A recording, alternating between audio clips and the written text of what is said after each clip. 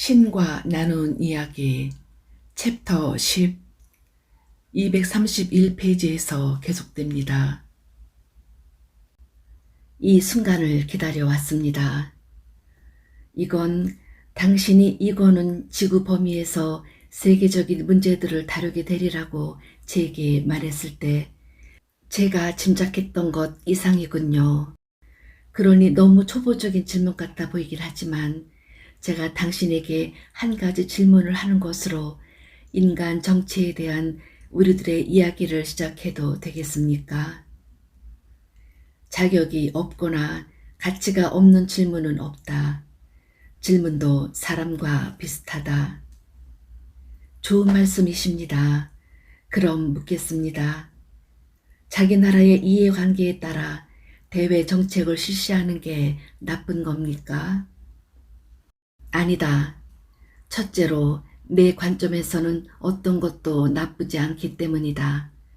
하지만 나는 너희가 그 용어를 어떤 식으로 쓰는지 이해하니 그 용어의 너희식 맥락에서 이야기할 것이다. 나는 나쁘다는 용어를 너희가 되려는 존재라는 관점에서 보아 너희에게 도움이 되지 않는다는 뜻으로 쓰겠다. 이것이 지금껏 내가 너와 얘기할 때 좋다, 나쁘다는 용어를 써온 방식이다. 그것은 항상 이런 맥락에서만 사용된다. 사실 좋거나 나쁜 것은 존재하지 않기에. 그래서 그런 맥락 관계에서 보면 아니다. 대외 정책들을 자신의 이해관계에 따라 결정하는 것은 나쁜 일이 아니다. 나쁜 건 그렇게 하지 않는 듯이 가장하는 것이다. 물론 대부분의 나라들이 이렇게 가장한다.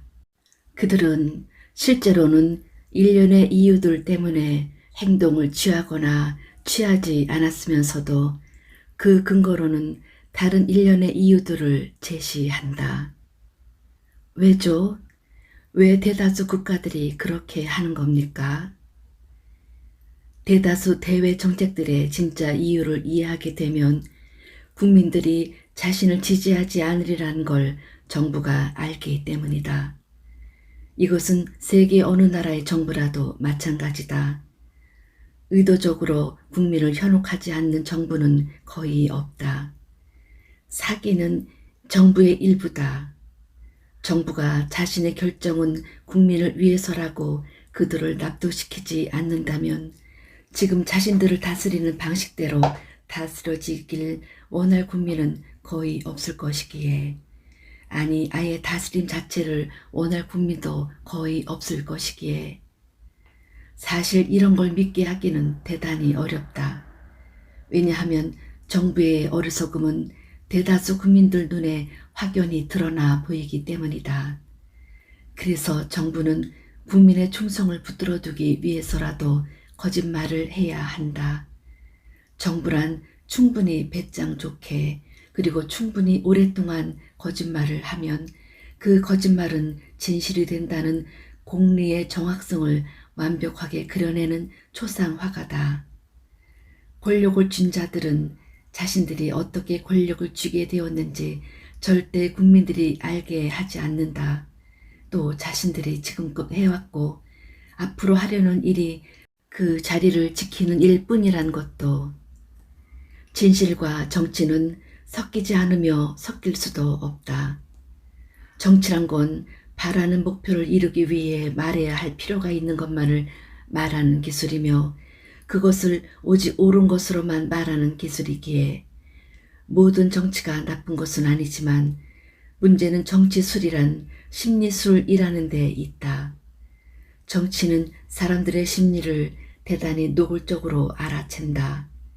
그것은 사람들이란 건 자신의 이해관계에 따라 움직이기 마련임을 간단하게 눈치챈다.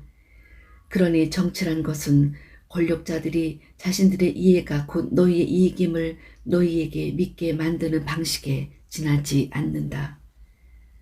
정부는 무엇이 자신에게 이익이 되는지 알고 있다.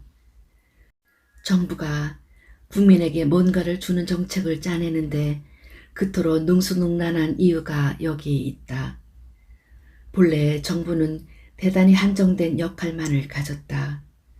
정부의 목적은 단순히 유지하고 보호하는 것뿐이었다. 그러다 누군가가 제공하는 일을 더했다. 정부가 국민의 보호자일 뿐 아니라 국민의 제공자가 되기 시작했을 때 정부는 사회를 유지하지 않고 그것을 창조하기 시작했다.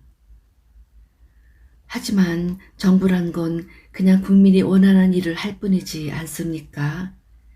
정부는 단지 체계를 제공할 뿐이지 않습니까? 사회적 범위에서 사람들이 자활하게끔 해주는 체계를요. 예를 들면 우리 미국에서는 인간 생명의 존엄성과 개인의 자유, 기회의 중요성, 어린이의 존엄성에 대단히 큰 가치를 부여합니다.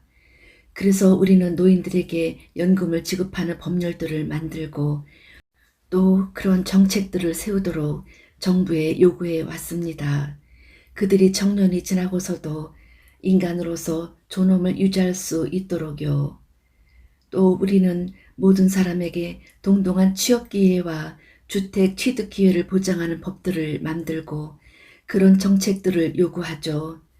우리와 다른 사람들, 우리가 동의하지 않는 생활 방식을 가진 사람들까지 포함해서요.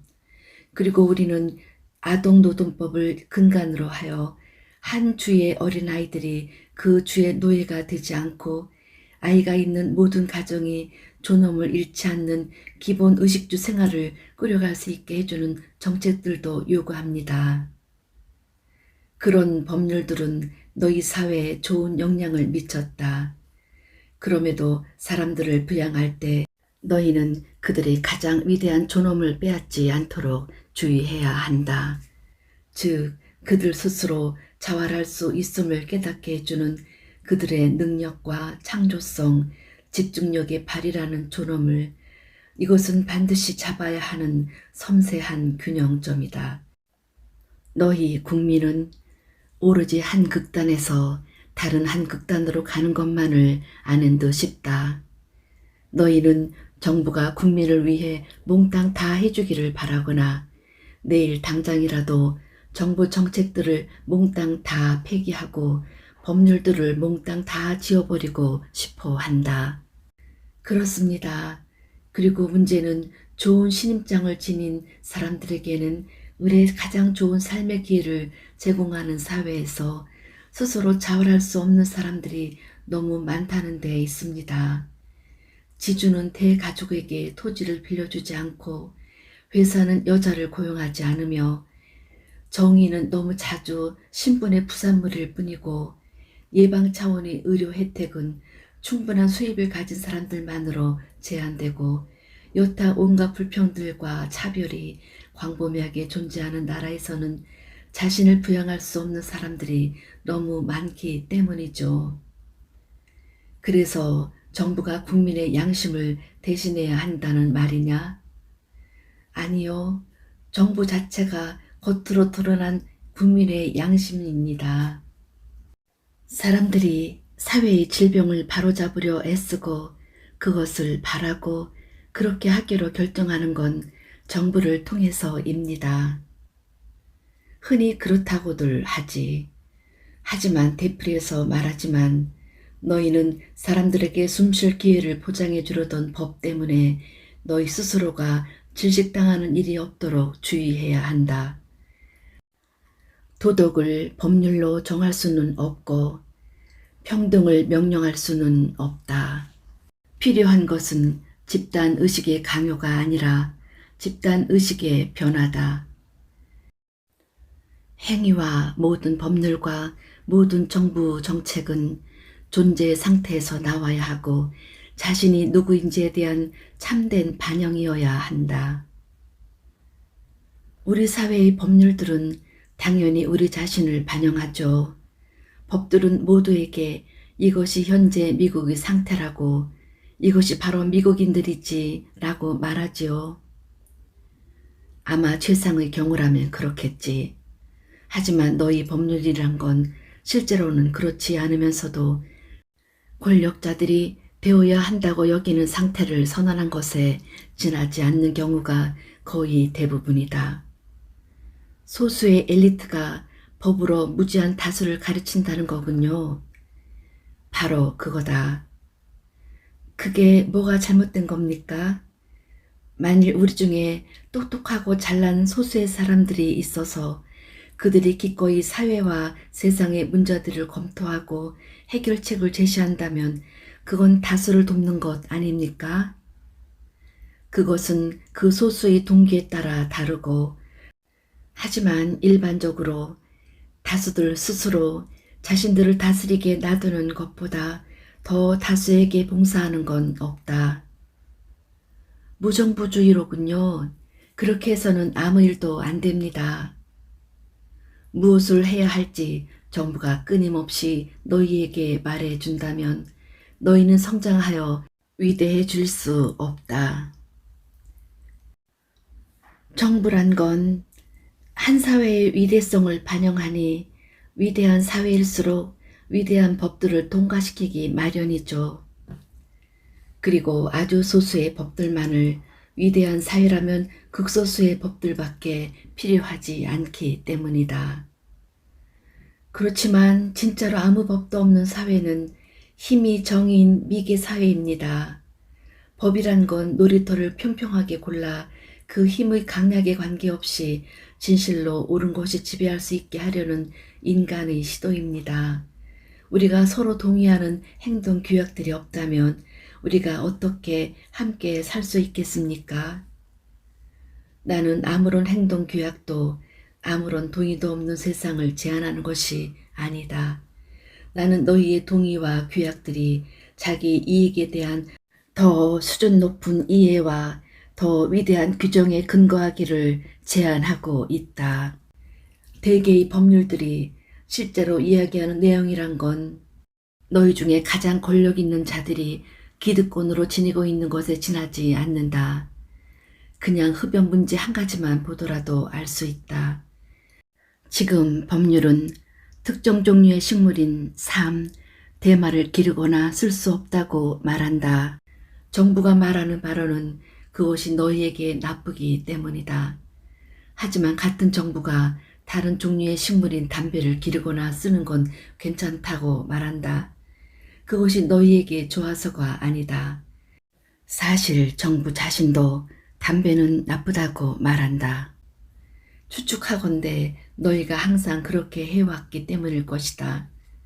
앞의 식물은 불법인데 뒤의 식물은 그렇지 않은 진짜 이유는 건강과는 아무 관계도 없다. 그것은 경제와 관련이 있다. 말하자면 권력과. 그러니 너희 법률들은 너희 사회가 생각하는 자신, 되고자 하는 자신의 모습을 반영하는 게 아니다. 너희 법률들이 반영하는 건 권력이 어디에 있는가다. 공평하지 않습니다. 당신은 모순이 아주 명백한 상황을 예로 들었습니다. 하지만 대개의 상황은 그렇지 않습니다.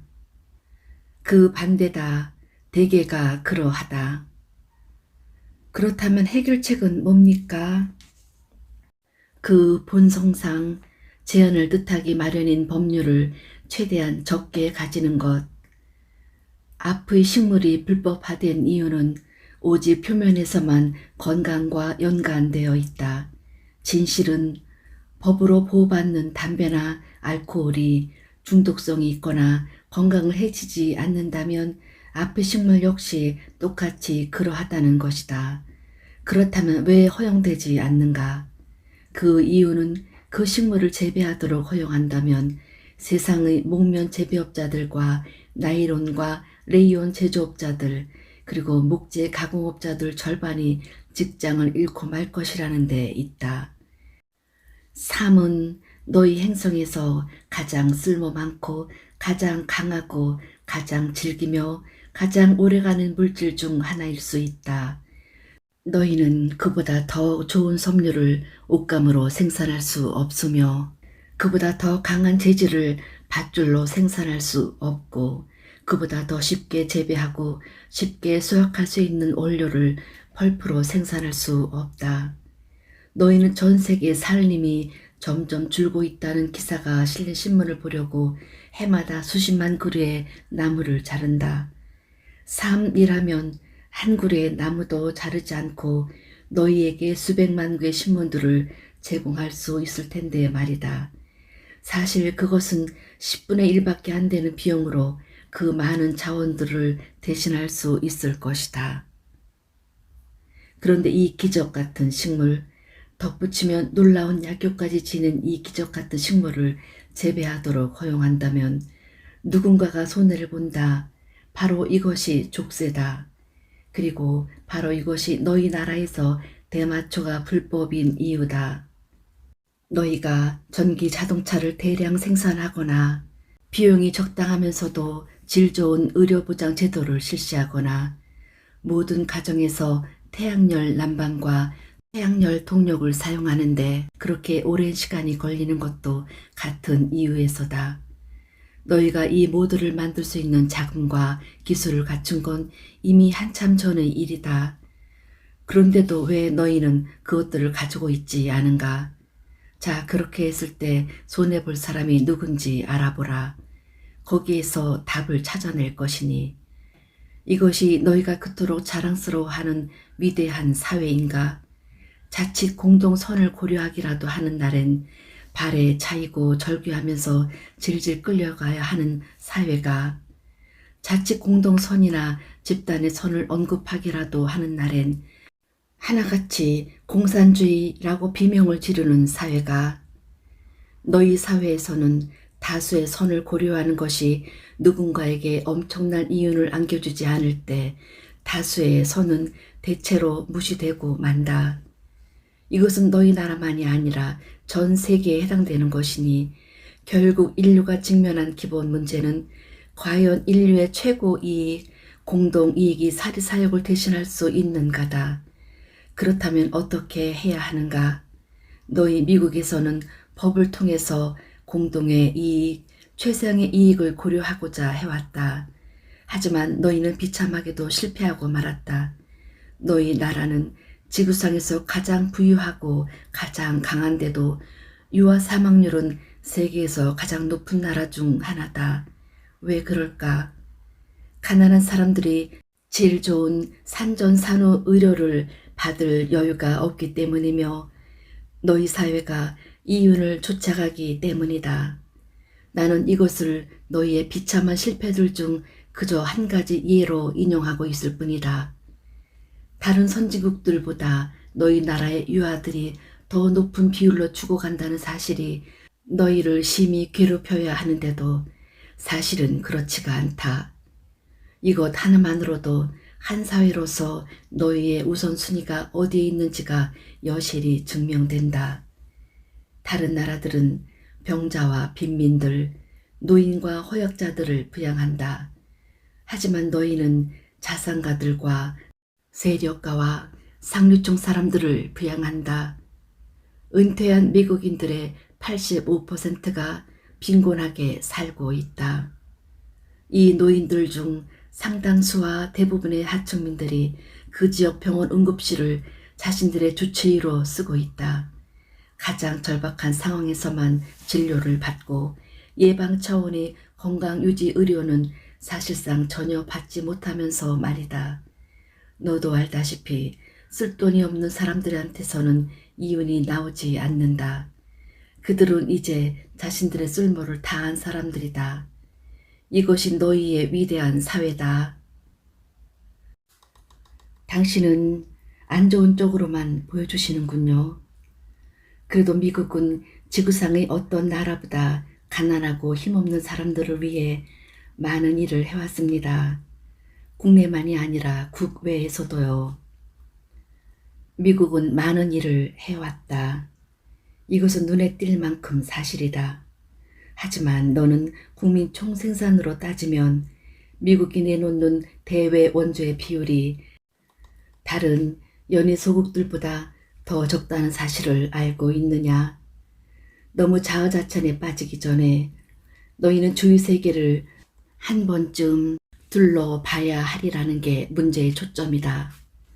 왜냐하면 너희 세계가 불운한 사람들을 위해 할 수 있는 최선이 이 정도라면 너희 모두는 많은 것을 배워야 할 것이기에 너희는 낭비 심하고 태폐적인 사회에 살고 있다. 너희는 사실상 너희가 만드는 모든 것 속에 너희 기술자들이 계획된 폐품화라고 부르는 성질을 심어왔다. 차값은 3배나 올랐지만 차 수명은 오히려 3분의 1로 줄었다. 옷들은 10번만 입고 나면 해진다. 너는 식품들이 선반 위에서 더 오래 머물도록 화학약품들을 식품 속에 넣는다. 실상 그것이 너희가 지구에 머무는 시간을 더 줄이는 것을 뜻할지라도 말이다. 우스꽝스러운 노력의 대가로 스포츠 팀들이 추잡한 봉급을 지불할 수 있게끔 너희가 지원하고 고무하는 동안에도 너희를 죽이는 질병을 치료할 방법을 찾아내려고 싸우는 교사와 성직자와 연구자들은 돈을 구걸하러 다녀야 한다. 너희 가게와 식당과 가정들은 날마다 전 세계 인구의 절반 이상을 먹여 살릴 수 있는 음식을 버리고 있다. 하지만 이것은 너희에 대한 기소가 아니라 그냥 관찰일 뿐이다. 그리고 미국에만 해당되는 일도 아니다. 마음을 병들게 하는 이 같은 태도들은 이미 세계 전역으로 퍼져 있다. 힘없는 사람들은 전 세계 어디서나 그저 살아있기 위해서 납작 엎드려 허리띠를 졸라매지 않으면 안 되지만 권력을 지닌 소수는 거대한 돈뭉치를 지키고 늘려가면서 비단 요에서 자고 아침이면 금으로 만든 욕실 손잡이를 돌린다. 피골이 상접하도록 여인 아이가 흐느끼는 엄마 품에서 죽어갈 때 그 나라의 지도자들이란 자들은 원조 물자가 굶주리는 대중에 가는 걸 막는 정치 부패에 몰두하고 있다. 이런 상황을 바꿀 힘을 가진 사람은 아무도 없는 듯이 보이지만 기실 진실은 힘이 문제가 아니라 누구도 그럴 의지를 갖지 않은 것 같다는 데 있다. 그러니 상황은 항상 이대로일 것이다. 남들의 공경을 자신의 공경으로 보는 사람이 아무도 없는 한. 우리는 왜 그렇게 하지 않는 거죠? 어째서 우리는 이런 잔혹한 행위들을 날마다 보면서 그것들이 계속되도록 놔두는 걸까요? 너희가 마음 쓰지 않기 때문이다. 그것은 배려하지 않는 것이다. 지구 행성 전체가 의식의 위기에 직면해 있다. 너희는 서로를 보살필 것인지까지도 결정해야 한다. 너무 감상적인 질문 같긴 하지만 왜 우리는 자기 가족을 사랑하지 않는 걸까요? 너희는 너희 가족을 사랑하고 있다. 단지 너희 가족이 누구인지에 대해 대단히 제한된 시야를 지니고 있을 뿐이다. 너희는 자신을 인간 가족의 일부로 여기지 않는다. 그래서 인간 가족의 문제는 너희 문제가 아니다. 우리 지구인들의 세계관을 바꾸려면 어떻게 해야 합니까? 그것은 너희가 그 세계관을 어떤 세계관으로 바꾸려고 하는지에 달렸다. 그럼 어떻게 해야 우리가 고통과 괴로움을 대폭 줄일 수 있습니까? 너희 사이의 모든 분리를 없애는 것으로, 새로운 세계상을 건설하는 것으로, 그것을 새로운 사고틀 안에 붙잡아 두는 것으로. 어떤 사고틀 말입니까? 지금의 세계관과 완전히 결별하게 될 사고틀. 지금의 너희는 지정학적인 의미에서 세계를 각자 주권을 가진 채 서로 독립된 민족 국가들의 집합으로 본다. 이 독립된 민족 국가들의 내부 문제는 대체로 전체 집단의 문제로 여겨지지 않는다. 그것들이 전체 집단에게 영향을 미치지 않거나 미치기 전까지는 전체 집단은 강대국 집단의 기득권에 따라 개별 국가들의 상황과 조건에 반응한다. 만일 강대국 집단의 구성원 중에서 어느 누구도 잃을 게 없다면 설령 개별 국가에서는 생지역으로 떨어지는 상황이 벌어진다 해도 누구 하나 관심을 갖지 않는다. 해마다 몇천 명씩 굶어 죽고 몇백 명씩 내전으로 죽어가며 폭군들이 농촌 지역을 약탈하고 독재자들과 그들의 무장한 하수인들이 약탈하고 노략질하고 살해하며 체제가 인간의 기본권을 박탈하더라도 나머지 너희는 아무 일도 하지 않을 것이다. 너희는 그건 내부 문제라고 말한다. 하지만 그곳에서 너희의 이해관계가 위협받고 너희의 투자와 안전과 삶의 질이 위태로워지기라도 하면 너희는 너희 나라의 힘을 결집시키고 너희 뒤에 세계를 결집시키려 애쓰면서 천사들도 발길을 두려워하는 그곳으로 쳐들어 가리라. 그러고 나면 너희는 배짱 좋은 거짓말을 한다. 너희가 그렇게 한 것은 세상의 압박받는 사람들을 도우려는 박애주의 정신에서였노라고. 하지만 진실은 너희는 단지 너희 자신의 이익을 지키고 있을 뿐이라는 데 있다. 이해관계가 없는 곳에는 너희가 아무 관심도 기울이지 않는다는 것이 그 증거다. 그러니까 세상의 정치기구들은 자기 이해에 따라 움직인다는 거군요. 다른 새로운 것은요? 너희가 세상을 바꾸고자 하면 뭔가가 새로워지지 않을 수 없을 것이다. 너희는 다른 사람의 이해를 자신의 이해로 여기는 데서 시작해야 한다. 이것은 너희의 세계 현실을 새로 건설하고 그에 따라 너희 자신을 다스릴 때만 가능해질 것이다. 지금 세계 정부에 대해서 말씀하시는 겁니까? 그렇다. 10장 여기서 마칩니다.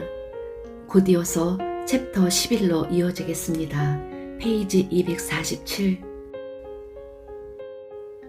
당신은 이 권에서는 지구가 당면한 지정학적인 문제들을 다루겠노라고 약속하셨습니다.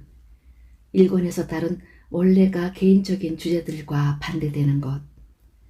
하지만 저로서는 당신이 이런 논쟁으로 들어가리라고는 생각하지도 못했다고요. 이제 세상은 자신을 속이길 그만두고 깨어 일어나 인류의 유일한 문제는 사랑의 부족에 있음을 깨달을 때가 왔다. 사랑은 참음을 낳고 참음은 평화를 낳는다. 그러나 참지 못함은 전쟁을 일으키고 참기 힘든 상황을 무심히 방관한다. 사랑은 무심할 수 없다. 사랑은 무심함이 무엇인지 모른다.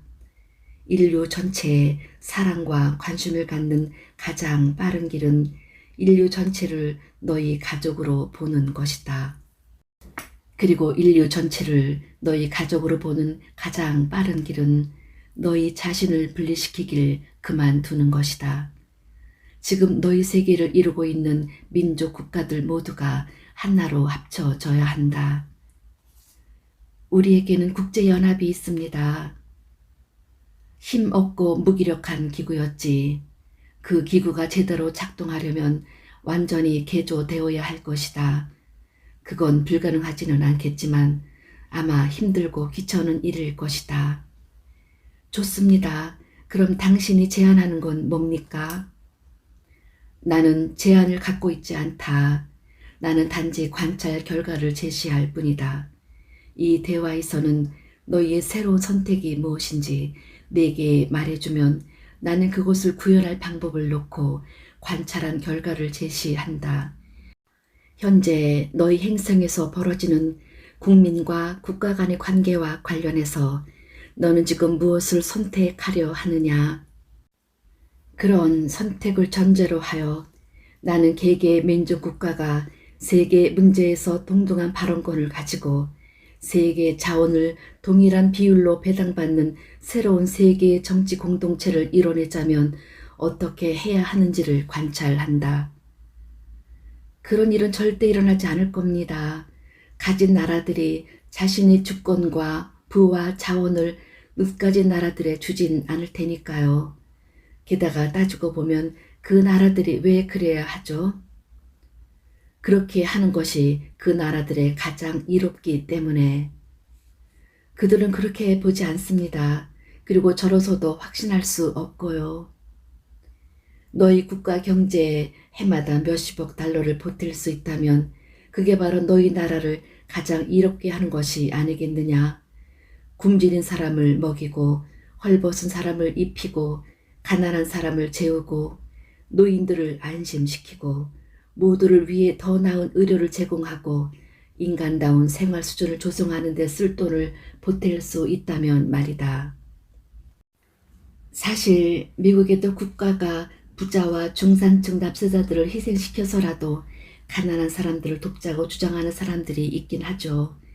나라는 계속해서 지옥으로 떨어지고 범죄는 나라 전역에서 들끓고 인플레이션은 국민들의 생활비 저축분까지 빼앗아가고 실업률은 수직으로 상승하고 정부는 갈수록 더 비대해지고 아이들은 학교에서 콘돔을 주고 받는 판에 말입니다.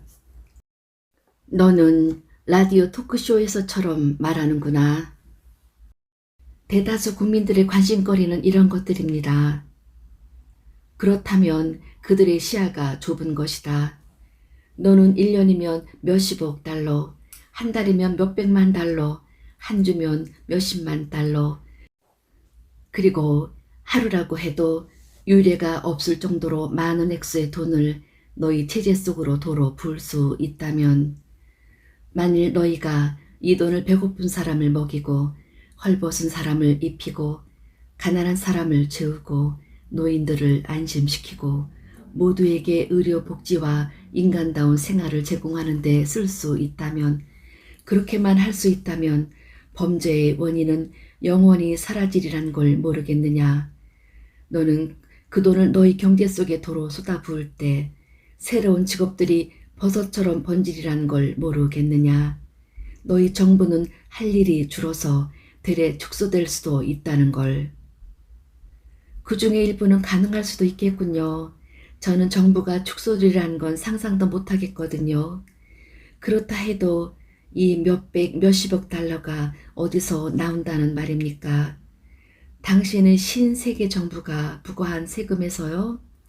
자신의 두 발로 서려고는 하지 않고 돈만 쫓아다닐 사람들에게 주려고 열심히 일해서 번 사람들에게서 더 많이 걷어서요? 그것이 네가 그 문제의 틀을 짜는 방식이냐? 아니요. 하지만 이건 대다수 사람들이 그 문제를 바라보는 방식입니다. 그래서 저는 공평하게 그들의 관점도 표현해주고 싶은 겁니다. 자, 그 문제에 대해서는 나중에 이야기하자꾸나. 지금 당장은 선로에서 벗어나고 싶지 않으니. 하지만 나도 나중에 그 문제로 돌아오길 원한다. 좋습니다. 그런데 너는 이 새로운 돈들이 어디서 나오느냐고 물었다. 자, 그 돈들이 굳이 신세계 공동체가 신설한 세금에서 나와야 하는 건 아니다. 또 그것들은 지역 정부들이 새로이 부과한 세금들에서 나오지도 않을 것이다. 오히려 단언과건대 일부 지역 정부들은 세금을 줄일 수도 있을 것이다. 너희는 단지 너희 세계관을 개조하는 것으로, 더 단순하게는 너희의 세계 정치 구도를 재정리하는 것으로 이런 횡재를 통째로 얻을 수 있다. 어떻게요? 그 돈을 건물 방호 체계와 공격용 무기들에서 건져내는 것으로. 아, 알았다. 당신은 우리가 군대를 철폐하길 원하시는군요. 너희만이 아니라 세상 모든 사람이 다 그렇게 하길 원한다. 하지만 군대를 철폐하지는 말고 그냥 규모만 줄여라. 과감하게. 너희에게 군대가 필요한 유일한 이유는 지역 내 질서 유지밖에 없을 것이니, 너희는 전쟁과 전쟁 준비를 위한 무기, 즉 대량 살상용 공격 무기와 방어 무기의 구입에 드는 비용을 과감하게 줄이는 동시에 지역 경찰력을 강화할 수 있다. 너희가 하고 싶다고 말하면서도 해마다 예산 편성 시기가 오면 할 수 없다고 아우성치던 그 일을. 첫째, 제 생각으로는 그렇게 해서 전략할 수 있는 액수가 과장된 것 같고요. 둘째로, 제가 보기에 당신은 자기 방어 능력을 포기해야 한다는 사실을 사람들에게 절대 확신시키지 못할 겁니다. 액수 문제를 살펴보자. 현재 세계의 국가들이 군사 목적으로 쓰는 돈은 연간 약 1조 달러에 달한다. 즉 세계 전체를 보면 1분마다 100만 달러씩을 쓰고 있는 셈이다. 현재 군사비를 많이 쓰는 나라들일수록 그만큼 많은 돈을 내가 위에서 말한 우선순위들에 재배정할 수 있을 것이니 크고 부유한 나라들일수록 그렇게 하는 것이 자신들을 가장 이롭게 한다고 여길 것이다. 물론 그들이 그렇게 할 수 있다고 여긴다면 말이다. 하지만 크고 부유한 나라들일수록 그들을 부러워하면서도 그들이 지닌 것을 갖기 원하는 나라들이 침입해 오거나 공격해 올까봐 두려워하기 마련이니 무방비로 지낸다는 건 상상도 하지 못할 것이다. 이런 위협을 없앨 방법은 두 가지가 있다. 하나, 누구도 다른 사람이 가진 것을 원하거나 요구하지 않고 모두가 인간답게 살면서도 두려워하지 않고 살기 위해서 세계의 부와 자원 모두를 세상 모든 사람과 함께 하는 것. 둘, 전쟁의 필요성과 나아가 그 가능성까지도 완전히 없애기 위해 이견을 조정할 체제를 창조하는 것. 아마 어느 나라 국민도 이렇게 하지 않을 겁니다. 사람들은 이미 이렇게 해왔다. 그래 왔다고요? 그렇다. 지금 너희 세상에는 정확히 이런 종류의 정치 질서 속에서 진행되는 거대한 실험이 존재한다. 사람들은 이 실험을 미합중국 연방이라고 부르지. 비참하게 실패하는 중이라고 당신이 말했지 않습니까? 사실 그렇다. 성공이라고 하기에는 미국이 가야 할 길이 너무 멀다. 앞서 약속했다시피 나는 이 점과 현재 이것을 가로막고 있는 태도들에 대해서는 뒤에서 이야기할 작정이다. 그럼에도 미국은 진행 중인 최상의 실험이다. 말하자면 미국은 윈스턴 처칠이 말한 식대로다. 그는 이렇게 선언했다. 민주주의는 최악의 체제다. 다른 체제들을 모두 제외하면 너희 나라는 개별 주들 간의 느슨한 동맹 관계를 취하면서도 그 주들을 하나의 중앙정부에 복종하는 응집력 있는 집단으로 묶는데 성공한 첫 번째 사례다. 그 당시만 해도 어느 주도 이렇게 하고 싶어 하지 않았다. 각 주들은 자신들 각자의 위대성을 잃을까 두려워하면서 또 그 같은 결합이 자신들을 가장 이롭게 하진 않으리라고 주장하면서 강력하게 저항했다. 그 당시에 이 개별 주들에서 어떤 일이 벌어졌는지 정확하게 알아두는 게 도움이 될지도 모르겠다. 주들은 이 늑순한 동맹에 함께 가입하긴 했지만 사실상의 미연방 정부도 존재하지 않았고 따라서 주들이 동의했던 연합헌정을 시행할 힘도 없었다. 주들은 각자 나름대로 대외 문제들을 처리했고 무역 및 여타 문제들을 놓고 프랑스, 스페인, 영국을 비롯한 여러 국가들과 여러 건의 개별 협정들을 체결하기도 했다. 또한 주들 서로 간에도 무역을 했는데 연합헌장으로 금지되었음에도 불구하고 다른 주들에서 들어오는 상품들에 관세를 부과하는 주들도 있었다. 마치 그 상품들이 바다 건너에서 오기라도 한 것처럼 상인들은 자기 상품들을 사거나 팔려면 항구에서 관세를 지불할 수밖에 없었다. 그 같은 세금 징수를 금지하는 명문화된 협약에도 불구하고 실상 중앙정부란 게 존재하지 않았기 때문이다. 또한 주들은 다른 주와 전쟁을 벌이기도 했다. 자신들의 의용군을 정규 군으로 간주했으며 국의 주는 해군까지 소유하던 터라 나를 짓밟지 마시오가 연방에 속한 모든 주의 공식 표효가 될 판이었다. 심지어 반 이상의 주들이 독자적으로 화폐를 찍어냈다. 역시 불법이라는 사실에 연합 전체가 동의했음에도 결국 너희의 본래 주들은 연합헌정 밑에 함께 결합하긴 했지만 실제로는 오늘날 독립국가들이 하는 방식 꼭 그대로 행동하고 있었던 것이다. 주들도 자기 연합의 협약들이 제대로 시행되지 않는다는 걸 알고 있었지만 그럼에도 이 협약들을 강행하고 이 협약들의 엄중한 강제 조항들을 달 수 있는 중앙정부를 창설하여 그 권위에 굴복하는 데는 완강하게 저항했다. 하지만 시간이 갈수록 몇몇 진보적인 지도자들의 영향력이 우세해지기 시작했다.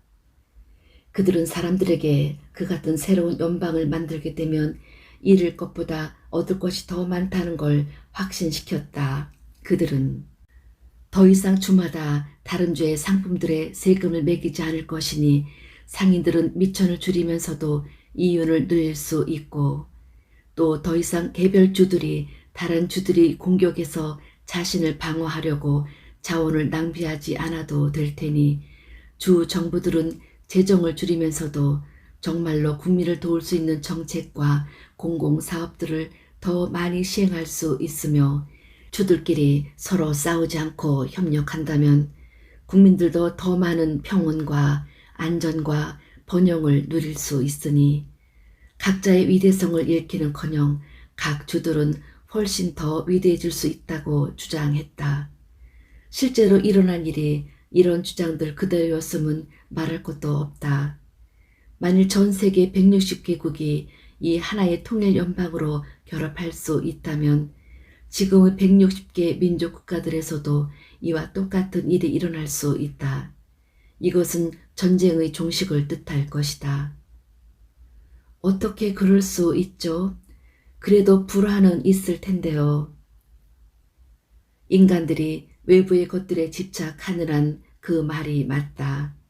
진실로 전쟁을 없애고 불안과 동요의 모든 체험을 없앨 방법이 있긴 하지만 그것은 영적인 해결이다.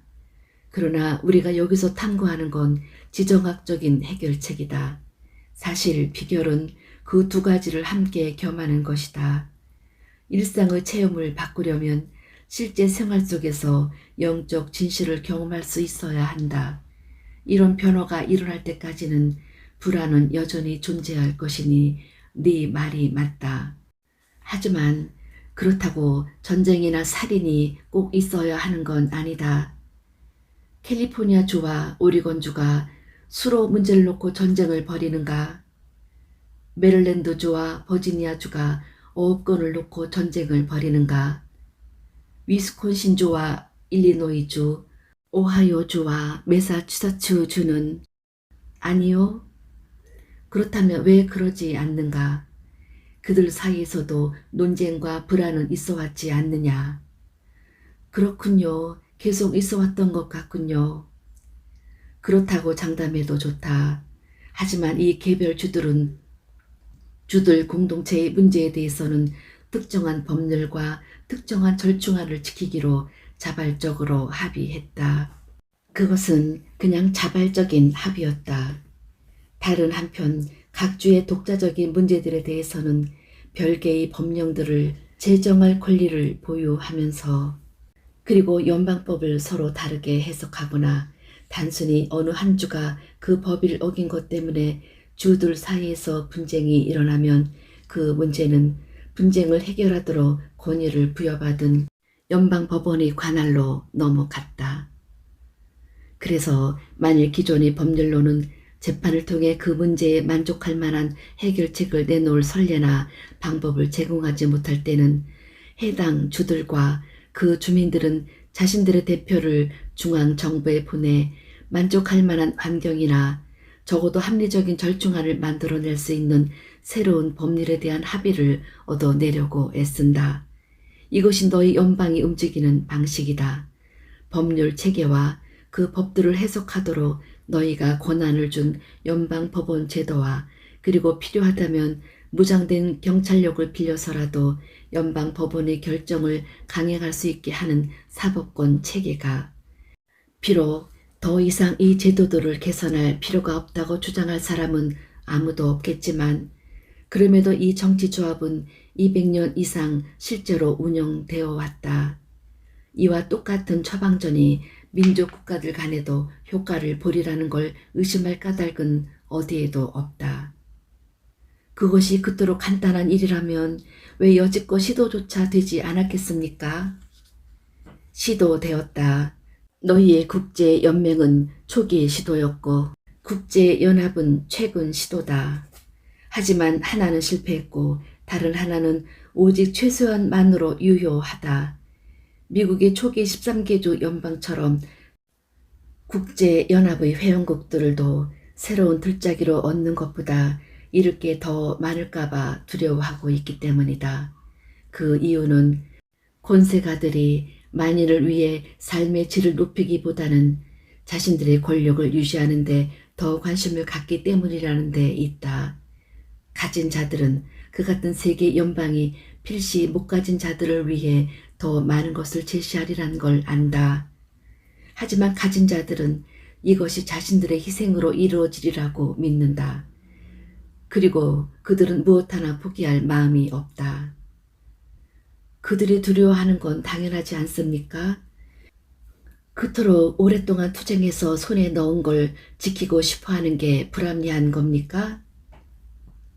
첫째, 지금 배고프고 목마르고 잠잘 곳 없는 사람들에게 더 많이 준다고 해서 반드시 다른 사람들이 자신들의 부를 포기해야 하는 건 아니다. 내가 지적했다시피 너희가 해야 할 일은 해마다 전 세계 군사비로 낭비하는 연간 1조 달러의 돈을 박애주의 용도로 돌리는 것 딱 한 가지뿐이다. 그러면 너희는 따로 1원 한 장 더 쓰는 일 없이 또 어떤 재산도 소유자를 바꾸는 일 없이 그 문제를 해결할 것이다. 물론 전쟁과 전쟁 도구들로 이윤을 올리는 다국적 복합 기업들은 그런 기업의 직원들과 세상의 갈등 의식에서 자신들의 부를 끌어내는 모든 사람이 그러하듯이 손해를 보게 되리란 주장이 있을 수 있다.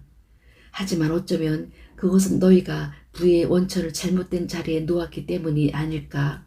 생존하기 위해서 분쟁으로 사는 세상에 의존해야 한다면 이런 의존이야말로 왜 너희 세계가 지속적인 평화 구조를 창조하려는 모든 시도에 저항하는지를 설명해 주는 것이 아닐까.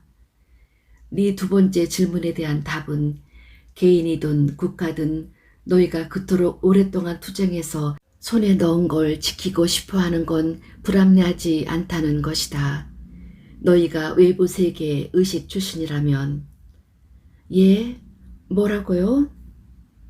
만일 너희가 삶의 가장 큰 행복을 외부 세계, 즉 너희 바깥에 있는 물질 세계에서 얻는 체험에서만 찾아낸다면 개인이든 국가든 행복해지자면 너희는 당연히 쌓아둔 것들 중 단 1원수도 포기할 수 없을 것이다. 그리고 못 가진 사람들이 자신의 불행을 물질이 부족해서 찾는 한 그들 역시 같은 함정 속에 갇힐 것이다. 그들은 계속해서 너희가 가진 것을 원할 것이고 너희는 계속해서 나누길 거절할 것이다. 내가 앞에서 진실로 전쟁을 없애고 불안과 동요의 모든 체험을 없앨 방법이 있다고 한 까닭이 여기에 있다. 하지만 이것은 영적인 해결이다. 그래서 모든 지정학적인 문제는 모든 개인적 문제가 그러하듯이 결국 영적인 문제로 기착된다. 삶의 모든 것은 영적이기에 삶의 문제들 역시 영적 토대에 서 있고 따라서 영적으로 해결된다. 너희 행성에서 전쟁이 일어나는 건 한쪽이 원하는 것을 다른 쪽이 가지고 있기 때문이고 이 때문에 한쪽은 다른 한쪽이 원하지 않는 일을 하게 되는 것이다. 모든 갈등은 잘못 자리 잡은 욕구에서 생긴다. 세상 전체를 통틀어 유일하게 지속될 수 있는 평화는 내적 평화뿐이다. 각자가 자기 내면에서 평화를 발견하게 하라.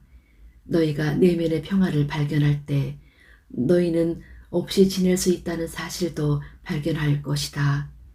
이것은 그냥 너희가 더 이상 외부 세계의 것들이 필요하지 않게 된다는 뜻이다. 필요하지 않음은 위대한 자유다. 그것은 우선 너희를 두려움에서 자유롭게 한다. 너희가 갖지 못할 뭔가가 존재한다는 두려움, 잃게 될 뭔가를 지니고 있다는 두려움, 어떤 것 없이는 행복하지 못하리라는 두려움에서 둘째로 필요하지 않음은 너희를 분노에서 자유롭게 한다. 분노는 선언된 두려움이다. 그러니 두려워할 일이 없다면 분노할 일도 없다. 원하는 것을 갖지 못해도 너희는 화내지 않을 것이다. 너희의 원함은 필요가 아니라 단순히 선호에 지나지 않기에 그러니 너희는 그것을 갖지 못할 가능성 때문에 두려워하는 일이 없고 따라서 화내는 일도 없을 것이다. 너희가 원하지 않는 일을 남들이 한다 해도 너희는 화내지 않을 것이다. 그들이 어떤 특정한 일을 하거나 하지 않는 게 필요하지 않을 것이니 따라서 화내는 일도 없을 것이다. 너희는 누군가의 친절이 필요하지 않으니 그가 불친절하다고 해서 화내지 않을 것이다. 너희는 누군가의 사랑이 필요하지 않으니 그가 너희를 사랑하지 않는다고 해서 화내지 않을 것이다. 너희는 누가 너희에게 잔혹하거나 해를 입히거나 손해를 입히려 해도 화내지 않을 것이다. 왜냐하면 너희는 그들이 다른 방식으로 저신하는 게 필요하지 않고 그들이 너희를 해칠 수 없음을 너희가 확신할 것이기에 너희는 죽음을 두려워하지 않을 것이니 누가 너희 생명을 가져가려 해도 화내지 않을 것이다. 너희에게서 두려움이 사라지면 나머지 것들도 사라질 수 있으니 너희는 화내지 않을 것이다. 너희는 내면의 직관으로 너희가 창조했던 모든 것을 다시 창조할 수 있음을 알 것이다. 아니, 더 중요한 것으로 그것이 중요하지 않다는 걸 알 것이다. 너희가 내면의 평화를 발견할 때 어떤 사람이나 장소나 물건이나 조건이나 환경이나 상황에 있고 없음은 너희 마음 상태의 창조자일 수 없고 너희 존재 체험의 원인일 수 없다. 이것이 너희가 몸의 전부를 거부한다는 뜻은 아니다. 천만에 너희는 지금껏 한 번도 느껴보지 못한 방식으로 너희 육신과 육신의 기쁨 속에서 완전해짐을 체험할 것이다. 하지만 몸의 일에 대한 너희의 몰두는 강제적이지 않고 자발적일 것이니 너희는 스스로의 선택으로 몸의 감각을 체험할 것이다. 행복을 느끼거나 슬픔을 해소하기 위해서 그렇게 하도록 강제되는 것이 아니라 너희의 선택으로 그렇게 할 것이다. 내면의 평화를 추구하고 발견하는 이 간단한 한 가지 변화를 모두가 이뤄낼 때 전쟁은 완전히 끝나고 갈등은 사라지며 부당함은 차단되고 세상에는 영원한 평화가 찾아올 것이다. 필요하거나 가능한 다른 공식은 없다. 세계 평화는 개인의 일이다. 필요한 것은 환경의 변화가 아니라 의식의 변화다. 배고플 때 어떻게 내면의 평화를 발견할 수 있습니까? 목마를 때 어떻게 평정의 자리에 머물 수 있고 눈비에 젖어 잠잘 곳이 없을 때 어떻게 고요히 있을 수 있습니까? 또 사랑하는 사람들이 까닭없이 죽어갈 때 어떻게 화내지 않을 수 있습니까? 당신은 그토록 시적으로 말씀하시지만 시가 현실입니까? 그 시가 빵 한 조각 없어서 무섭게 여인 자기 아기가 죽어가는 것을 지켜봐야 하는 에티오피아의 어머니들에게 무슨 의미가 있습니까? 마을을 약탈하는 군대를 막으려다 자기 몸을 뚫고 들어오는 총알을 느껴야 하는 중앙아메리카 남자에게는요. 그리고 깡패들에게 8번이나 강간당한 브루클린 여자에게 당신의 시가 무슨 의미가 있습니까? 혹은 일요일 아침 테러리스트가 교회에 설치한 폭탄으로 온몸이 갈갈이 찢겨나간 아일랜드의 6 가족에게는요. 수긍하기 힘들겠지만 너희에게 말하노니 모든 곳에 완벽이 있다. 그 완벽을 보고자 노력하라. 이것이 내가 말하는 의식의 변화다. 어떤 것도 필요 없고 모든 것을 원하며 드러낼 것을 선택하라. 네 느낌을 느끼고 네 울음을 울며 네 웃음을 웃고 네 진실을 존중하라. 하지만 모든 감정이 다 하고 나면 고요히 있으면서 내가 신임을 깨달아라. 달리 말해 엄청난 비극의 한가운데서 그 과정의 영광을 보라. 너희가 가슴을 뚫는 총알로 죽어가고 깡패에게 강간당하는 동안에도 이것은 도저히 불가능한 일처럼 들릴 것이다. 그러나 너희가 신의 의식으로 옮겨간다면 이렇게 할 수 있다. 물론 너희가 꼭 그래야 하는 건 아니다. 그것은 너희가 그 순간을 얼마나 체험하고 싶어 하는가에 달려있다. 엄청난 비극의 순간에 마음을 조용히 가라앉히고 영혼 깊숙이 내려가기란 항상 힘든 일이다. 하지만 이 비극을 너희가 전혀 통제하지 못할 때 너희는 저절로 이렇게 한다. 너는 차를 타고 달리다가 뜻하지 않게 다리 아래로 떨어졌던 사람과 이야기해 본 적이 있느냐? 혹은 자기 코앞에 총이 겨눠졌던 사람이나 물에 빠져 죽을 뻔한 사람과는 그들 다수가 시간이 멈춘 상태에서 기묘한 평온에 잠겨 아무 두려움도 느끼지 않았다는 이야기를 해줄 것이다. 두려워하지 말라. 내가 너희와 함께 하리니. 이것이 비극을 직면한 사람들에게 읊어야 할 시다. 나는 너희의 가장 어두운 시기에 너희의 빛이 되고 너희의 가장 암울한 시기에 너희의 위안이 되며 너희의 가장 힘들고 어려운 시기에 너희의 힘이 될 것이다. 그러니 믿음을 가져라. 나는 너희의 목자이니 너희는 부족하지 않을 것이다. 나는 너희를 풀밭에 놓을 것이며 너희를 조용한 물가로 데려갈 것이다. 나는 너희의 영혼을 되찾아 줄 것이며 내 이름을 걸고 너희를 올바른 길로 이끌 것이다. 그리하여 너희가 죽음의 음침한 골짜기를 지나간다 하더라도 너희는 어떤 악도 두렵지 않을 것이다. 내가 너희와 함께 하리니 내 지팡이와 내 막대기가 너희를 편안케 할 것이다. 나는 네 적들의 면전에서 네 앞에 식탁을 차리고 있다. 나는 네 머리에 향유를 발라줄 것이고 네 잔은 넘쳐 흐를 것이다. 단언하노니 선과 자비가 평생 너희를 따를 것이고 너희는 내 집과 내 가슴 속에서 영원히 살 것이다.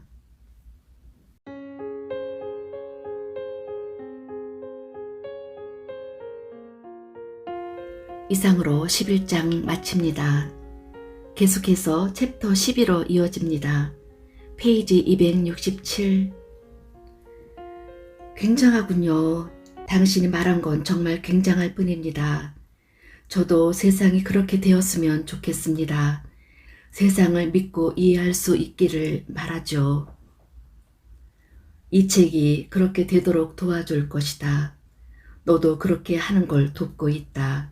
따라서 집단의식을 일으키는데 너도 어떤 역할을, 너 나름의 역할을 하고 있는 것이다. 그것은 모두가 해야 하는 일이다. 알겠습니다. 이제 주제를 바꿔도 될까요?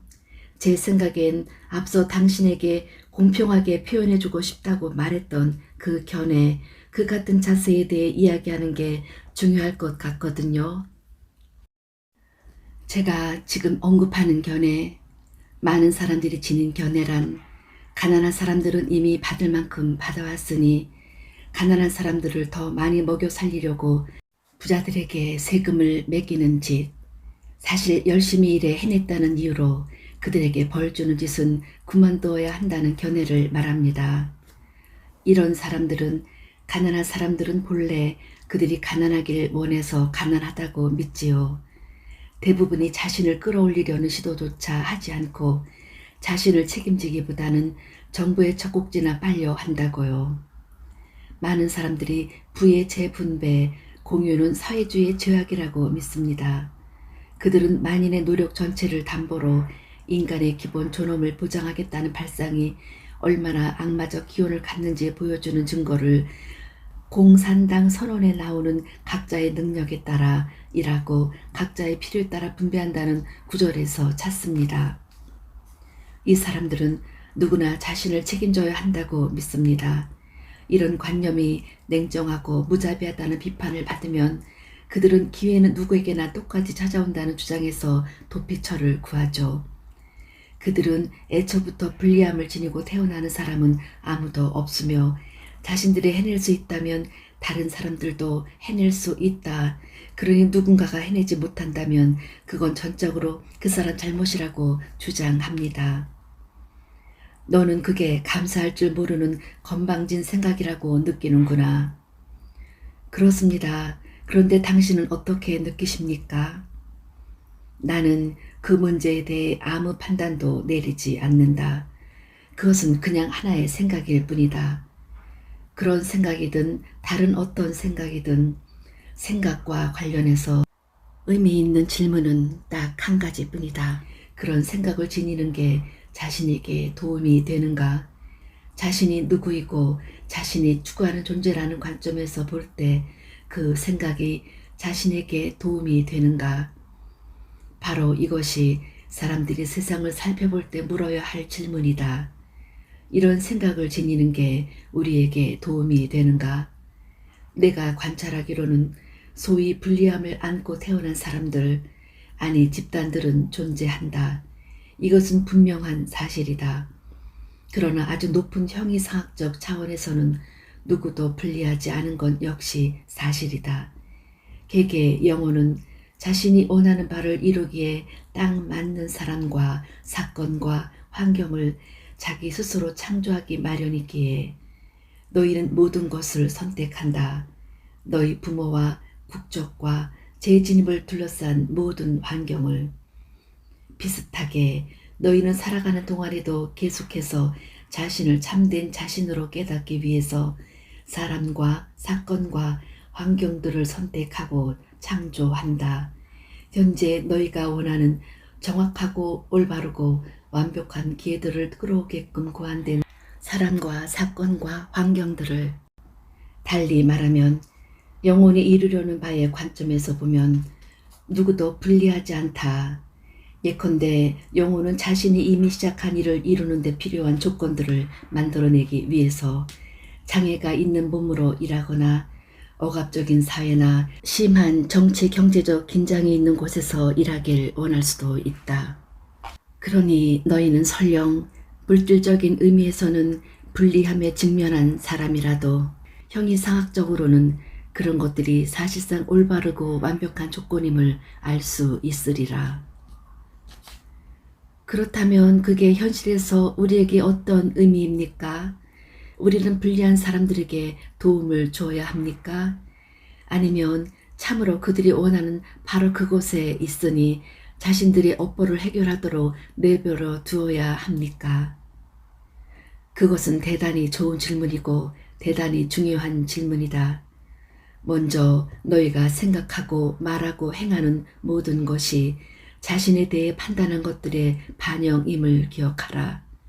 자신이 누구인지에 대한 진술, 되고자 하는 자신을 결정하는 창조 행위임을 나는 계속해서 이 측면으로 돌아가리니 이것이야말로 너희가 이곳에서 하고 있는 유일한 일이며 너희가 꾀하는 유일한 일이기 때문이다.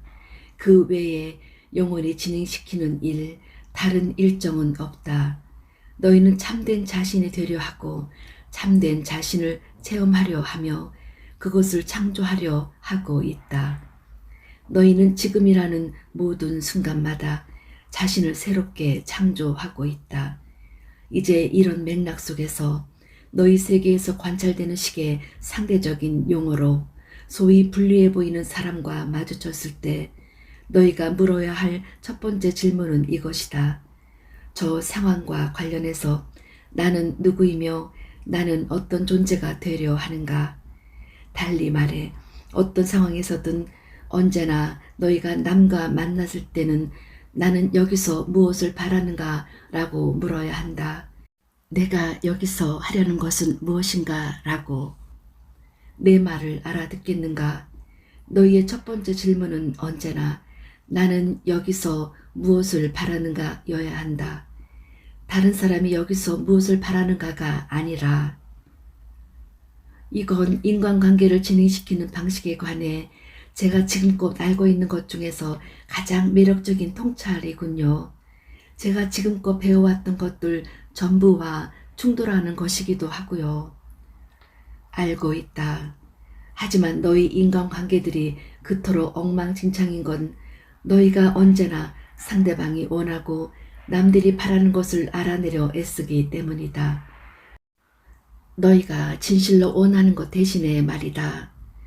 그러고 나면 너희는 그것을 상대방에게 줄지 말지 결정하게 되는데 그때는 자신이 상대방에게서 무엇을 바랄 수 있는지 먼저 살펴보고 나서 결정한다. 너희가 보기에 상대방에게서 바랄 것이 전혀 없다면 상대방이 원하는 것을 주어야 할 으뜸가는 이유는 사라지고 마는 것이니 너희는 거의 그렇게 하지 않는다. 반면에 너희가 바라거나 바랄지도 모르는 뭔가가 상대방에게 있는 걸 보게 되면 너희의 자기 생존 양태가 잽싸게 자리를 차고 들어앉아 너희는 상대방이 바라는 것을 주려고 애쓰게 된다. 그러고 나면 너희는 그렇게 한 것에 화를 낸다. 특히나 상대방이 너희가 바라는 것을 결국 주지 않을 때는 나는 너와 거래하겠다는 이 게임에서 너희는 대단히 세심한 균형을 잡는다. 네가 내 필요를 채워주면 나도 네 필요를 채워주겠다는 식의 균형을. 하지만 개인 관계들만이 아니라 국가 관계들까지 포함하여 모든 인간관계의 목적은 이런 것들과는 전혀 무관하다. 너희가 사람이나 장소나 사물과 신성한 관계를 맺는 목적은 그들이 바라거나 그들에게 필요한 것을 알아내는 데 있지 않고 성장하고 너희가 바라는 존재가 되기 위해서 너희에게 필요하거나 바라는 것을 알아내는 데 있다. 이것이 내가 다른 것들과의 관계를 창조한 이유다. 그렇지 않았더라면 너희는 진공 속에, 허공 속에, 너희의 고향인 영원한 전체 속에 그대로 있었을 것이다. 하지만 전체 속에서 너희 아닌 것은 존재하지 않으니 너희는 전체 속에서 그냥 존재할 뿐 자신의 삶을 특정한 어떤 것으로 체험할 수 없다. 그래서 나는 너희가 자신을 새로이 창조하고 체험 속에서 깨닫는 방법을 생각해 냈다. 다음과 같은 것들을 너희에게 줌으로써 1. 상대성. 너희가 다른 것과의 관계 속에서 특정한 뭔가로 존재할 수 있게 해주는 체계. 2. 망각. 상대성이란 건 단순히 속임수일 뿐 사실은 너희가 그 모든 것임을 모르도록 자신을 기꺼이 새까만 망각에 맡기는 과정. 3. 의식. 완전한 자각에 도달할 때까지 성장해가는 존재 상태. 그러고 나서 너희가 의식을 새로운 한계로 무한으로 펼칠 때 너희는 살아있는 참된 신이 되고 너희 현실을 창조하고 체험하며 말하자면 그 현실을 확장하고 개발하며 그 현실을 바꾸고 개조하게 될 것이다. 이 패러다임에서는 의식이 전부다. 참된 자각을 뜻하는 의식은 모든 진리의 토대이고 따라서 모든 참된 영성의 토대다. 하지만 이런 과정이 뭘 뜻하는 겁니까? 당신은 우리가 자신이 누구인지 기억해낼 수 있도록 하려고 먼저 우리가 자신이 누구인지 잊게 만드신 겁니까? 절대 그렇지 않다. 그것은 너희가 자신과 되고자 하는 자신을 창조할 수 있도록 하기 위해서였다. 이것은 신이 되려는 신의 행위다. 그것은 내가 되려는 나다. 너희를 통해서. 이것이 모든 삶의 목적이다. 너희를 통해서 나는 내가 누구이고 무엇인지 체험한다. 너희가 없다면 나는 그것을 알 수는 있지만 체험할 수는 없다. 암과 체험은 다른 것이다. 나는 항상 체험하는 쪽을 택할 것이다. 사실 나는 지금도 그렇게 하고 있다. 너희를 통해서. 우리는 여기서 본래의 질문을 놓치고 만 것 같군요. 신을 한 가지 주제에만 묶어두기는 힘들지. 나는 확장하는 편이니. 자, 어디 우리가 다시 돌아갈 수 있을지 보자. 아, 그렇군. 불운한 사람들을 어떻게 대해야 하는가였지. 첫째, 그들과의 관계에서 자신이 누구이고 무엇인지 판단하라. 둘째, 만일 자신을 원조와 도움과 사랑과 자비와 배려로서 체험하고 싶다면 어떻게 해야 그런 것들이 가장 잘 될 수 있을지 자세히 살펴보라. 그리고 그런 것들이 되는 자신의 능력은 다른 사람들이 어떤 상태이고 무엇을 하고 있는가와는 아무 관계도 없다는 걸 깨달아라. 사실 그들을 혼자 내버려 두거나 그들에게 자조할 수 있는 힘을 주는 것이 때때로 누군가를 사랑하는 최상의 방법이자 너희가 줄 수 있는 최고의 도움일 수 있다. 이것은 일종의 잔치다. 인생은 잡다한 피폐 유리와 같은 것이니 너희는 그들에게 그들 자신이라는 큰 접시 하나를 줄 수 있다. 너희가 어떤 사람에게 줄 수 있는 가장 큰 도움은 그를 깨어나게 만드는 것, 그에게 자신이 참으로 누구인지 기억하게 만드는 것임을 기억하라. 이 일을 할 수 있는 방법은 많다. 때로는 밀거나 당기거나 살짝 찌르는 것 같은 약간의 도움으로, 그리고 때로는 너희가 개입하거나 간섭하는 일 없이 그의 진로를 달리게 하고 그의 길을 따르게 하며 그의 두 발로 걷도록 만들겠다는 결정만으로. 부모라면 누구나 이런 선택에 대해 알고 있으며 날마다 그것을 놓고 고민한다. 너희가 불운한 사람들에게 도움될 기회를 갖는다는 건 그들을 다시 마음쓰게 하는 것이다. 다시 말해 그들이 자신에 대해 새로운 마음을 갖도록 하는 것이다. 그리고 너희 역시 그들에 대해 새로운 마음을 가져야 한다. 너희가 그들을 불운한 사람으로 보는 한 그들은 앞으로도 그럴 것이기에. 예수의 위대한 선물은 그가 모든 사람을 그들의 참모습대로 보았다는 것이다. 그는 겉모습대로 받아들이길 거부했고 사람들 스스로가 믿는 그들의 모습을 믿지 않았다. 그는 항상 더 고귀하게 생각했으며 남들도 항상 그렇게 하도록 권했다. 하지만 그는 남들이 선택하려는 지점도 존중했다. 그는 자신의 고귀한 관념을 받아들이라고 그들에게 강요하지 않았다. 다만 그것을 권유로 내놓았을 뿐이다. 또한 그는 자비를 가지고 대했다. 그래서 남들이 자신들을 도움이 필요한 존재로 보는 쪽을 택했을 때 잘못된 평가를 내렸다고 해서 그들을 거절하지 않았다. 그들이 자신들의 현실을 사랑하도록 놔두었으며 나아가 그들이 자신들의 선택을 연출해내게끔 그들을 사랑으로 거들었다. 일부 사람들에게는 자신에게 이르는 가장 빠른 길이 자신 아님을 지나는 길임을 예수는 알고 있었다. 그는 이것을 불완전한 길이라고 부르지 않았고 따라서 그것을 비난하지도 않았다. 오히려 그는 이 길 역시 완벽하다고 보았기에 누구나 그들이 원하는 꼭 그대로의 존재의 상태로 있을 수 있게 받쳐주었다. 그래서 예수에게 도움을 청한 사람은 누구나 도움을 받았다. 그는 누구도 거부하지 않았다. 하지만 그는 자신이 준 도움이 그 사람의 충만되고 진실한 바람을 받쳐주는지 언제나 조심스럽게 살폈다.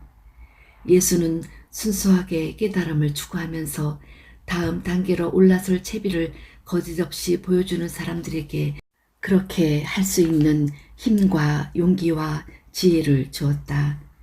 그는 자신을 하나의 예로서 제시하여 그들이 다른 걸 할 수 없다면 자신을 믿도록 그들의 용기를 북돋웠다.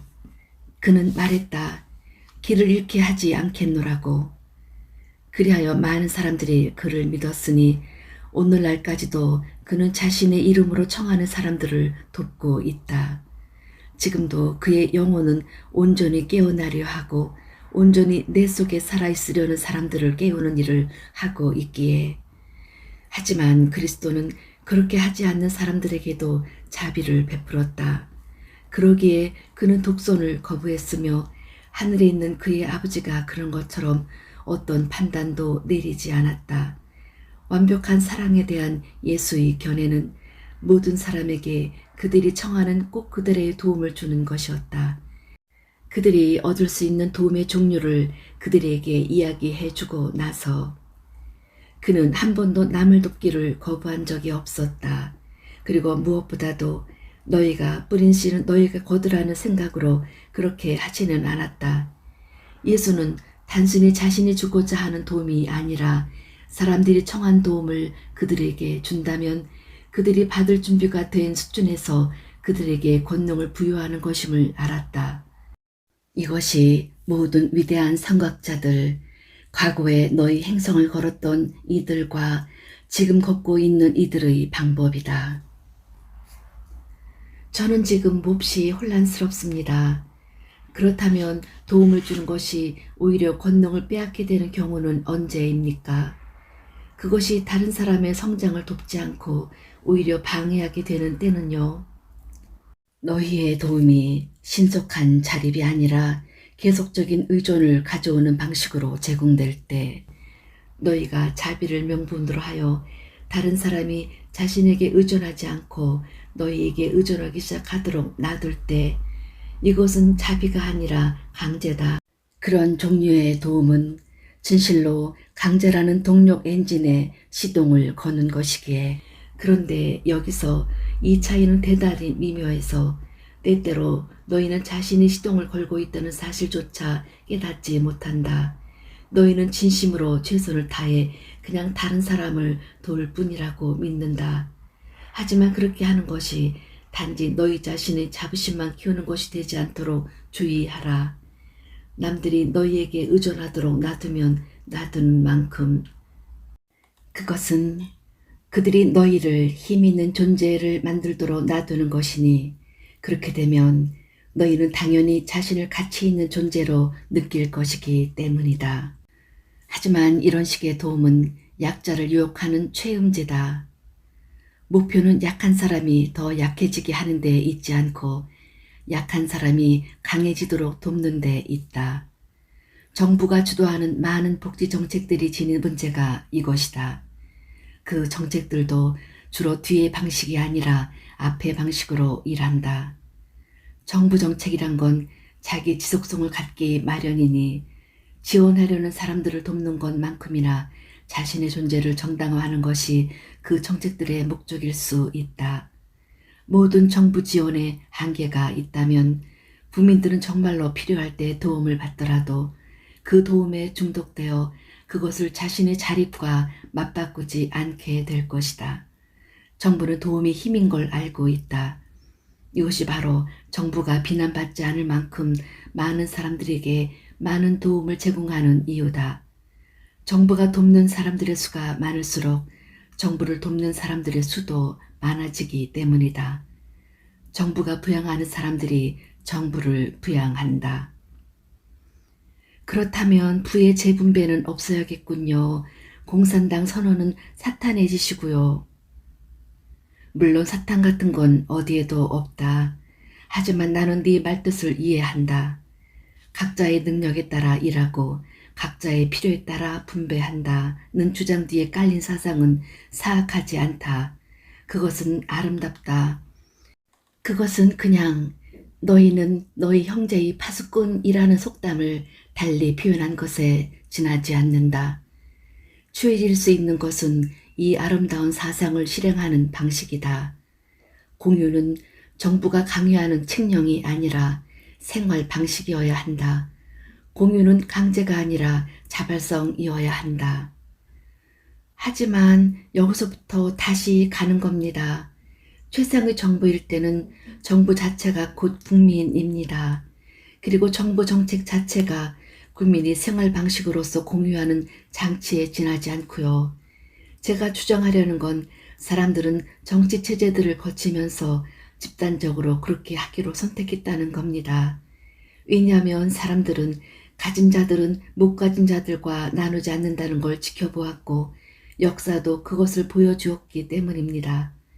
러시아 농민들은 러시아 귀족들이 부를 공유하기를 지옥이 얼어붙을 때까지 무한정 기다릴 수도 있었겠죠.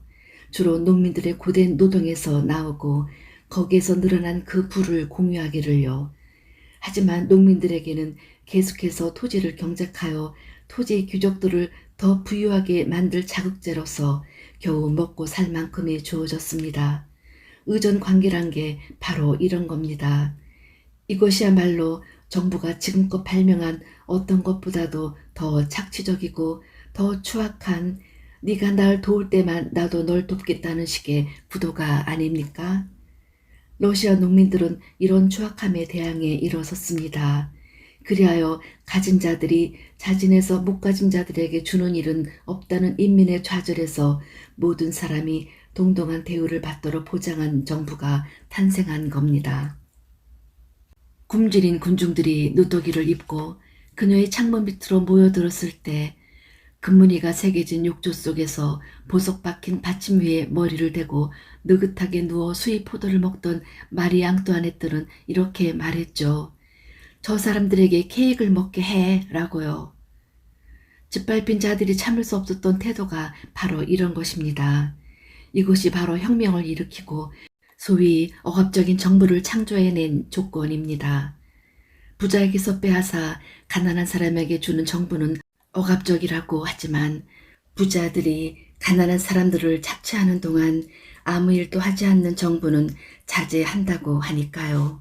요즘도 마찬가지입니다. 멕시코 농민들에게 한번 물어보십시오. 그러면 부유하고 권력 있는 엘리트들인 20, 30개의 가문들이 글자 그대로 멕시코를 경영하는 동안에 2, 3천만에 달하는 농민들은 절대 빈곤 속에서 산다는 이야기를 들을 겁니다. 그래서 농민들은 1993년에서 94년에 봉기했지요. 최소한이나마 인간답게 생활할 수단을 인민들이 마련하게끔 도와줄 정부의 의무를 그 엘리트 정부에 강제로라도 깨우쳐 주려고요. 엘리트 정부와 국민에 의한 국민을 위한 정부는 다릅니다. 인간의 기본 천성인 이기심에 좌절하고 분노한 사람들이 만들어낸 것이 바로 국민의 정부 아닙니까? 또 정부 정책이란 건 인간이 스스로 교정하길 내키지 않아 하니 그 교정 방안으로 만들어진 것이지 않습니까? 그리고 이것이야말로 바로 공정주택법과 아동 노동에 관한 법률, 부양 자녀가 있는 어머니들을 위한 지원 정책들의 발단이지 않습니까? 그 가족들이 노인들에게 제공하려 하지 않거나 할 수 없는 것을 제공하려는 정부의 시도야말로 사회 안정이 아닙니까? 정부 통제에 대한 우리의 증오를 통제받지 않으면 절대 기꺼이 하는 법이 없는 우리의 천성과 무슨 수로 조화시킨단 말입니까? 정부가 그 추잡한 부자 탐강주들에게 추잡한 탐강들의 노동 환경을 개선하도록 요구하기 전까지 탄광 노동자들이 일한 환경은 끔찍했습니다. 왜 탄광주들이 자진해서 그렇게 하지 않은 줄 아십니까?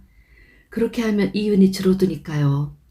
그리고 부자들은 이윤을 끌어내고 늘리기 위해서라면 위태로운 광산 안에서 가난한 사람들이 아무리 많이 죽어가도 신경 쓰지 않죠. 정부가 최저임금제를 실시하기 전까지 기업들이 비숙련 노동자들에게 지불한 건 그야말로 노예의 임금이었습니다. 옛날이 좋았던 시절로 돌아가고 싶어하는 사람들은 이렇게 말하죠. 그래서 어떻단 말인가? 기업들은 일자리를 주지 않았는가? 그리고 어쨌든 위험을 감수하는 쪽은 누구인가? 노동자들, 천만에 투자자들, 소유주들이 모든 위험을 감수한다고. 그러니 최대치의 보상을 받아야 하는 건 당연히 그들이라고. 자본가들이 의존하는 노동의 소유자인 노동자를 인간답게 대우해야 한다고 여기는 사람은 누구나 공산주의자로 몰립니다. 피부색 때문에 주택 구입을 제한당해선 안 된다고 여기는 사람은 누구나 사회주의자로 몰리고요. 단지 잘못된 성을 가졌다는 이유만으로 여성이 고용기회나 승진을 거부당해선 안 된다고 여기는 사람은 누구나 극진적 여권주의자로 몰리죠. 그리고 사회의 권력자들이 스스로 해결하길 악착같이 거부하는 이런 문제들을 행여 정부가 선출된 대표자들을 통해 해결하려고 움직이라도 하면 그런 정부들은 억압적이라고 비난받죠. 부언하면 정부가 도움을 주는 사람들은 절대 이렇게 비난하지 않습니다. 자진해서 돕기를 거부하는 사람들만이 이렇게 하죠.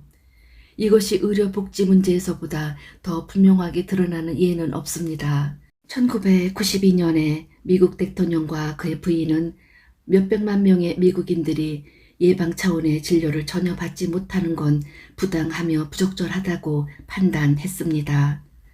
이 때문에 전문 의료기관과 보험회사들까지 분란 속으로 끌어들인 의료복지 논쟁이 시작되었지요. 하지만 진짜 문제는 행정부가 제시한 보관과 사기업들이 제기한 보관 중에서 어느 쪽의 해결책이 더 나은가가 아닙니다. 진짜 문제는 왜 사기업들은 진작에 자신들의 해결책을 제시하지 않았는가입니다. 제가 그 이유를 말씀드리죠. 사기업들은 그렇게 할 필요가 없었기 때문입니다. 아무도 불평하지 않았죠. 기업들은 이윤을 쫓아갔고요. 오로지 이윤이었죠. 그러니까 제가 말을 하는 요지는 이렇습니다. 하고 싶다면 얼마든지 비난하고 울부짖고 불평할 수 있겠죠. 하지만 명백한 진실은 사적 부분에 제시하지 않는 해결책을 제시하는 쪽은 정부란 겁니다. 또한 정부가 국민의 바람에 어긋나는 일을 하고 있다고 주장할 수도 있겠죠. 하지만 국민이 정부를 지배하는 한 정부는 사회적 질병들에 대해 계속해서 해결책을 만들어내고 그것의 시행을 요구할 것입니다. 왜냐하면 부유하거나 권력을 갖지 못한 쪽이 국민의 다수니까요. 그래서 그들은 사회가 자발적으로 주려하지 않는 것들을 자신들의 힘으로 입법화할 테니까요. 정부가 불평등에 대해 거의 혹은 전혀 아무 일도 하지 않는 건 다수의 국민이 정부를 통제하지 않는 그런 나라들 뿐입니다. 그렇다면 문제는 어느 정도가 너무 과한 정부이고 어느 정도가 너무 모자라는 정부인가, 우리가 그 균형점을 어디에서 어떻게 잡는가라는 거죠. 네가 이렇게까지 멀리 나가다니. 이 정도면 우리 책 2권 중 어디 하나에 네가 의원석을 지닐만 하군. 당신이 이 책은 인간 가족이 직면한 세계적 문제들에 대해 다룰게 될 거라고 말씀하셨지 않습니까? 제 보기엔 제가 큰 놈을 때려 눕혔다고 생각하는데요. 그렇다. 아주 웅변적이었고 토인비에서 제퍼슨과 마르크스에 이르기까지 모든 사람이 지난 몇백 년 동안 그 문제를 풀려고 애써왔다. 좋습니다. 그럼 당신의 해결책은 무엇입니까? 우리는 여기서 뒤로 돌아가야 할 것이다. 우리는 좀 지난 분야를 복습해 봐야 할 것이다. 계속하십시오. 저한테는 그걸 다시 한 번 더 듣는 게 필요할지도 모르죠. 그렇다면 내게는 아무 해결책도 없다는 사실에서 출발하자. 이것은 내가 이 중 어떤 것도 문제의 상황으로 보지 않기 때문이다. 그것은 그냥 존재하는 것이고 나는 그에 관해 아무런 선호도 없다. 내가 여기에서 표현하는 것은 관찰할 수 있는 것, 누구라도 명백하게 알 수 있는 것에 지나지 않는다. 좋습니다. 당신은 아무런 해결책도 가지지 않았고 어떤 선호도 없습니다. 그럼 당신이 관찰하는 것을 제게 말해 주시겠습니까? 나는 세상이 완전한 해결책을 제공할 정부 체계를 아직은 감당할 수 없음을 보고 있다. 비록 미국 정부가 그저 가깝게 접근하긴 했지만 선과 공평함은 도덕 문제지 정치 문제가 아니라는 데 어려움이 있다. 정부란 건 선을 명령하고 공평함을 보장하려는 인간의 시도다. 하지만 선이 탄생하는 곳은 딱 한 곳뿐이니 인간의 가슴속이 그곳이고 공평함을 개념화할 수 있는 곳도 딱 한 곳뿐이니 인간의 정식 속이 그곳이며 진실로 사랑을 체험할 수 있는 곳도 딱 한 곳뿐이니 인간의 영혼 속이 그곳이다. 인간의 영혼은 곧 사랑이기에 너희가 도덕을 입법할 수는 없고 서로 사랑하라고 말하는 법을 통과시킬 수는 없다. 우리는 지금 원을 따라 돌고 있다. 이전에 우리가 이 모든 문제를 다룰 때 그러했듯이 그럼에도 논의하는 건 좋은 일이다. 그러니 그렇게 하도록 계속 노력하라. 우리가 같은 분야를 2번, 3번 포괄한다 해도 상관없다. 여기서의 시도는 그것의 밑바닥에 닿기 위한 것이다. 즉 너희가 지금 어느 정도로 그것을 창조하고 싶어 하는지 깨닫기 위한 것이다. 그렇다면 전에 했던 것과 똑같은 질문을 할게요. 법이란 건 단지 도덕 개념을 성문화하려는 인간의 시도에 지나지 않는 겁니까? 입법이란 건 단지 옳음과 그름에 관한 우리의 결합된 동의에 지나지 않는 겁니까? 그렇다. 그리고 너희 같은 미개 사회에서는 특정의 시민법들, 규칙과 규제들이 필요하다. 너희 사회는 지금도 여전히 대단히 기본되는 질문들을 너희에게 들이대고 있다. 거리 모퉁이에서 계속 진행하기 전에 일단 멈출 건가? 정해진 값대로 사고 팔 건가? 서로를 대하는 방법에 제한을 둘 건가? 하는 따위의 질문들을. 하지만 실제로는 온 세상 사람들이 사랑의 법칙을 그냥 따르기만 해도 살인과 협박과 사기를 금하고 심지어는 빨간불에서 주행을 금하는 이런 기본적인 법률들조차 필요가 없을 것이고 너희 역시 필요하지 않을 것이다. 사랑의 법칙이란 신의 율법이다. 필요한 것은 의식의 성장이지 정부의 성장이 아니다. 당신 말씀은 우리가 그냥 10계명만 따른다면 다 잘 될 거란 뜻이군요. 10계명 같은 건 존재하지 않는다. 신의 율법은 결코 율법이 아니다. 너희는 이것을 이해할 수 없다. 나는 아무것도 요구하지 않는다. 많은 사람들이 당신의 마지막 진술을 믿지 못할 겁니다. 그 사람들에게 일권을 읽게 하라. 그 책이 완벽하게 설명해 줄 것이다. 이게 당신이 이 세상을 위해 제안하는 것입니까? 완전한 무정부 상태요? 나는 아무것도 제안하지 않는다.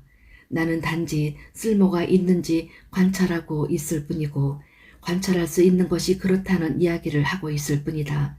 그리고 아니다. 나는 정부와 규칙과 규제와 어떤 종류의 한계 지음도 없는 그런 무정부 상태를 쓸모있는 것으로 관찰하지 않는다. 그런 식의 배열은 오직 앞선 존재들에게만 현실적이다. 나는 인간 존재가 그렇다고 관찰하지 않는다. 따라서 너희 종족이 당연히 옳은 것을 당연히 하게 되는 지점으로 진화할 때까지는 일정 수준의 통제는 계속 필요할 것이다. 너희는 그 과도기 동안에 스스로를 통제할 수 있을 만큼 충분히 현명하다. 하지만 좀 전에 네가 제기한 문제는 너무 분명해서 논박할 여지가 없다. 사람들은 흔히 자기 재량에 맡겨지면 옳은 일을 하지 않는다.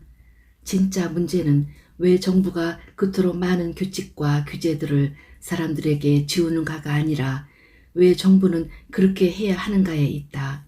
그 대답은 너희의 분리의식과 관계가 있다.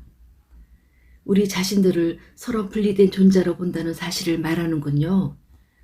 그렇다. 하지만 우리가 분리되어 있지 않다면 우리는 하나라는 이야기이고 이건 우리가 서로에게 책임이 있다는 의미가 아닙니까? 그렇다. 하지만 그렇게 되면 개인의 위대성을 발휘할 힘을 우리에게서 빼앗는 건 아닙니까? 제가 모두에게 책임이 있다니 그럼 공산당 선언이 옳았군요. 각자의 능력에 따라 일하고 각자의 필요에 따라 분배한다는 것 말입니다. 그것은 내가 이미 얘기했듯이 대단히 고상한 사상이다. 하지만 그것이 무자비하게 강행될 때 그 고상함은 퇴색되고 만다. 이것이 바로 공산주의가 지닌 어려움이다. 견해가 아니라 그 실행이. 그런 견해는 기본적인 인간성에 대립하기 때문에 강제로 실행되어야 했다고 말하는 사람들도 있지요. 네가 바로 맞췄다. 바뀌어야 하는 것은 인간의 기본 천성이다. 작업이 필요한 지점은 바로 여기다. 당신이 말씀하셨던 의식 변화를 이루기 위해서요? 그렇다. 그런데 우리는 또다시 쳇바퀴를 돌고 있군요. 집단 의식은 개인을 무력하게 만들지 않을까요? 자, 자세히 살펴보자. 이 행성에 사는 모든 사람의 기본 욕구가 충족된다면 인간 집단이 인간답게 살 수 있어 유치한 수준의 생존 투쟁을 피할 수 있다면 모든 인류가 좀 더 고상한 삶을 추구할 수 있는 길이 열리지 않겠는가. 개인의 생존을 보장하는 것이 과연 개인의 위대성을 억누르는 것이냐. 게다가 개인의 영광을 위해 과연 우주의 존엄성까지 희생해야 하는가. 그리고 그것이 다른 사람의 희생으로 이루어지는 개인의 영광이라면 그렇게 해서 얻는 영광은 과연 어떤 종류의 영광인가. 나는 너희 행성에 모두가 먹고도 남을 만큼 많은 자원을 놓아두었다. 그런데 어떻게 해마다 몇천 명씩이 굶어 죽는 일이 일어날 수 있는가? 어떻게 해마다 몇백 명씩이 거린이 되고 몇백만 명이 기본 생존권을 달라고 절규하는 일이 있을 수 있는가? 이것을 끝장낼 종류의 도움은 힘을 빼앗는 식의 도움이 아니다. 하지만 너희 부자들이 굶주리고 집 없는 사람들의 힘을 빼앗고 싶지 않으니 자신들은 그들을 돕고 싶지 않다고 말한다면 너희 부자들은 위선자들이다. 남들은 죽어가는데 그들만 잘 산다면 누구도 진실로 잘 사는 것이 아니기에 한 사회의 진화 정도는 그 사회가 자신의 구성원 중 가장 못한 사람들을 얼마나 잘 대우하는가로 잴 수 있지만 앞에서 말했듯이 남을 돕는 것과 해치는 것 사이에서 균형점을 찾기란 어렵다. 내놓을 만한 무슨 지침 같은 게 있습니까? 불확실할 때는 틀리는 한이 있어도 언제나 자비 편에 서는 게 대강의 지침일 수 있다. 그리고 너희가 남을 돕고 있는지 해치고 있는지 판단하는 기준은 그 동료가 네 도움을 받고 나서 더 자랐는가 아니면 줄었는가, 그들이 더 커졌는가 아니면 더 작아졌는가, 더 유능해졌는가 아니면 무능해졌는가 다. 당신이 사람들에게 뭐든지 다 준다면 그들 스스로의 힘으로 일해서 그것을 얻으려는 경우는 대폭 줄어들 거란 주장도 있습니다. 하지만 왜 굳이 가장 기본적인 생존권을 얻기 위해서 일해야 하는가? 그냥 모든 걸 얻기 위해 일하는 것으로 충분하지 않은가? 왜 꼭 일해서 얻으려는 그것이 전부가 아닌 어떤 특정의 것이어야 하는가? 인간의 기본 생존권은 만인의 타고난 권리가 아닌가? 아니 권리여야 하지 않는가? 누구든 최저 수준 이상을, 즉 더 많은 음식과 더 큰 집과 더 좋은 의복을 추구하고 싶다면 그런 목표를 이루기 위해 노력하면 된다. 하지만 과연 기껏 생존하기 위해 투쟁해야 할까? 모두가 먹고도 남을 만큼 충분히 존재하는 행성에서 이것이 바로 인류가 직면한 중심 화두다. 과제는 만인을 평등하게 만드는 데 있지 않고 모든 사람에게 적어도 인간다운 기본 생존을 보장해 주는 데 있다. 그런 다음 각자가 그 지점에서 출발하여 자신들이 더 많이 원하는 것을 선택할 기회를 가질 수 있도록. 그런 기회가 주어져도 그걸 붙잡지 않는 사람들도 있다는 주장도 있죠. 그들이 정확하게 관찰했다. 그래서 이것은 또 다른 문제를 제기한다. 그들에게 제시된 기회를 붙잡지 않는 사람들에게 너희는 또 다른 기회, 또 다른 기회를 제공할 의무를 지는가? 아니요. 내가 그런 태도를 취한다면 아마 너희는 영원히 지옥을 헤매게 되지 않겠느냐? 너희에게 이르노니 신의 세계에서 자비는 끝이 없고 사랑은 그침이 없고 인내는 다함이 없다. 오직 인간 세상에서만 선이 한정된다. 내 세계에서 선은 무한하다. 우리가 그것을 받을 자격이 없더라도 너희는 언제나 그것을 받을 자격이 있다. 우리가 당신의 선함을 당신 면전에 도로 집어 던진다 해도 그럴수록 특히 더 그래야 한다. 누가 오른뺨을 찍거든 네 왼뺨마저 돌려대고 누가 억지로 오리를 가자고 하거든 심리를 같이 가주어라. 마태복음 5장 39에서 41. 너희가 내 선함을 내 면전에 도로 던질 때 여담이지만 인간 종족은 몇천 년 동안 신에게 이렇게 해왔다. 나는 너희가 그냥 오해하고 있을 뿐임을 안다. 너희는 자신에게 가장 이로운 것이 무엇인지 모른다. 너희의 실수는 사악함이 아니라 단지 무지에서 비롯되었기에 나는 그것을 용서한다. 하지만 본래 사악한 사람들도 있습니다. 천성 자체가 나쁜 사람들도 있습니다. 누가 네게 그런 이야기를 했느냐? 저 스스로 관찰한 겁니다. 그렇다면 너는 꿰뚫어 보지 못한 것이다. 전에 네게 말했던 적이 있다. 그 사람의 세상형에서 볼 때 나쁜 짓을 하는 사람은 아무도 없다고. 달리 말하면 누구나 주어진 순간마다 자신이 할 수 있는 최상의 일을 하고 있다.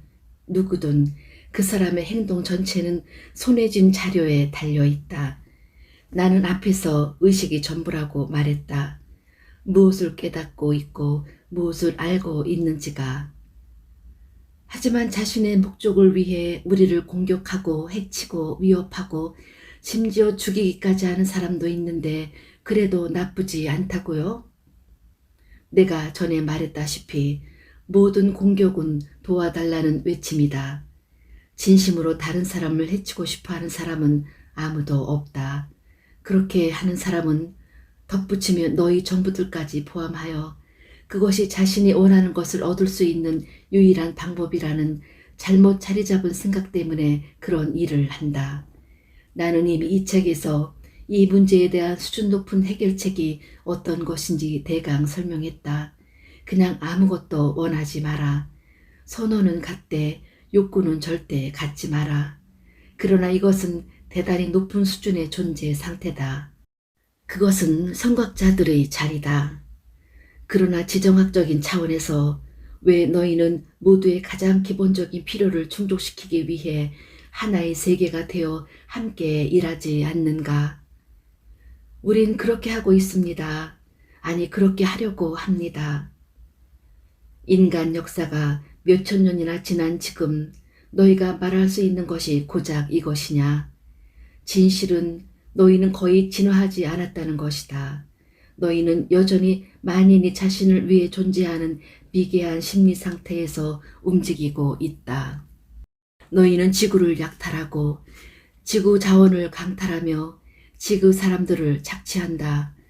그러고는 이렇게까지 하는 데에 대해 너희와 견해를 달리하는 사람들을 과격파라 부르면서 그들의 시민권을 체계적으로 박탈한다. 너희는 자신의 이기적인 목적을 위해서 이렇게까지 한다. 그것은 너희가 다른 식으로는 유지할 수 없는 생활 양식을 발달시켜 왔기 때문이다. 너희는 해마다 몇백만 에이커의 나무들을 잘라야 한다. 그러지 않으면 너희는 신문을 받아볼 수 없다. 너희는 몇 마일의 두께로 너희 행성을 감싸고 있는 오존층을 고갈시켜야 한다. 그러지 않으면 너희는 헤어 스프레이를 가질 수 없다. 너희는 너희의 강과 개울들을 돌킬 수 없게 오염시켜야 한다. 그러지 않으면 너희는 더 크고 더 좋고 더 많은 것을 제공하는 산업을 지닐 수 없다. 그리고 너희는 너희 중에 가장 못한 사람들, 즉 가장 불리한 사람들과 가장 못 배운 사람들, 가장 덜 깬 사람들을 착취해야 한다. 그러지 않으면 너희는 지금껏 한 번도 들어보지 못한 그리고 불필요한 사치를 누리면서 최상층의 인간 등급으로 살 수 없다. 마지막으로 너희는 자신이 이렇게 하고 있는 걸 부정해야 한다. 그러지 않으면 너희는 자신과 더불어 살 수 없다. 너희한테서는 다른 사람들도 소박하게 살 수 있도록 소박하게 살려는 심성을 찾을 수 없다. 자동차에 붙이는 지혜의 스티커 따위는 너희한테 너무 소박하다. 그것은 너무 소박해서 청할 필요가 없고 너무 소박해서 줄 필요가 없다. 어차피 너희가 그토록 힘들여 일한 건 지금 지닌 것을 얻기 위해서였다. 너희는 그중 어느 하나도 포기하지 않으리라. 그리고 설사 나머지 인류가 너희 손주들은 말할 것도 없고 말라 비틀어진 바나나라도 먹으려고 고심하게 되더라도 그게 무슨 상관인가? 너희는 생존하기 위해서 성공하기 위해서 해야 할 일을 했다. 그리고 그들도 똑같이 할 수 있다. 결국 누구나 자신을 위하기 마련 아닌가? 이런 진창에서 벗어날 무슨 묘안이 있습니까? 그렇다. 다시 한번 이야기해 줄까? 의식을 바꾸어라. 정부 차원의 행동이나 정치 수단으로는 인류를 역병들게 하는 문제들을 해결할 수 없다. 너희는 몇천 년 동안 그렇게 하려고 애써왔지만 허사하였다. 필요한 변화는 오직 인간 심성이 바뀌는 것뿐이다.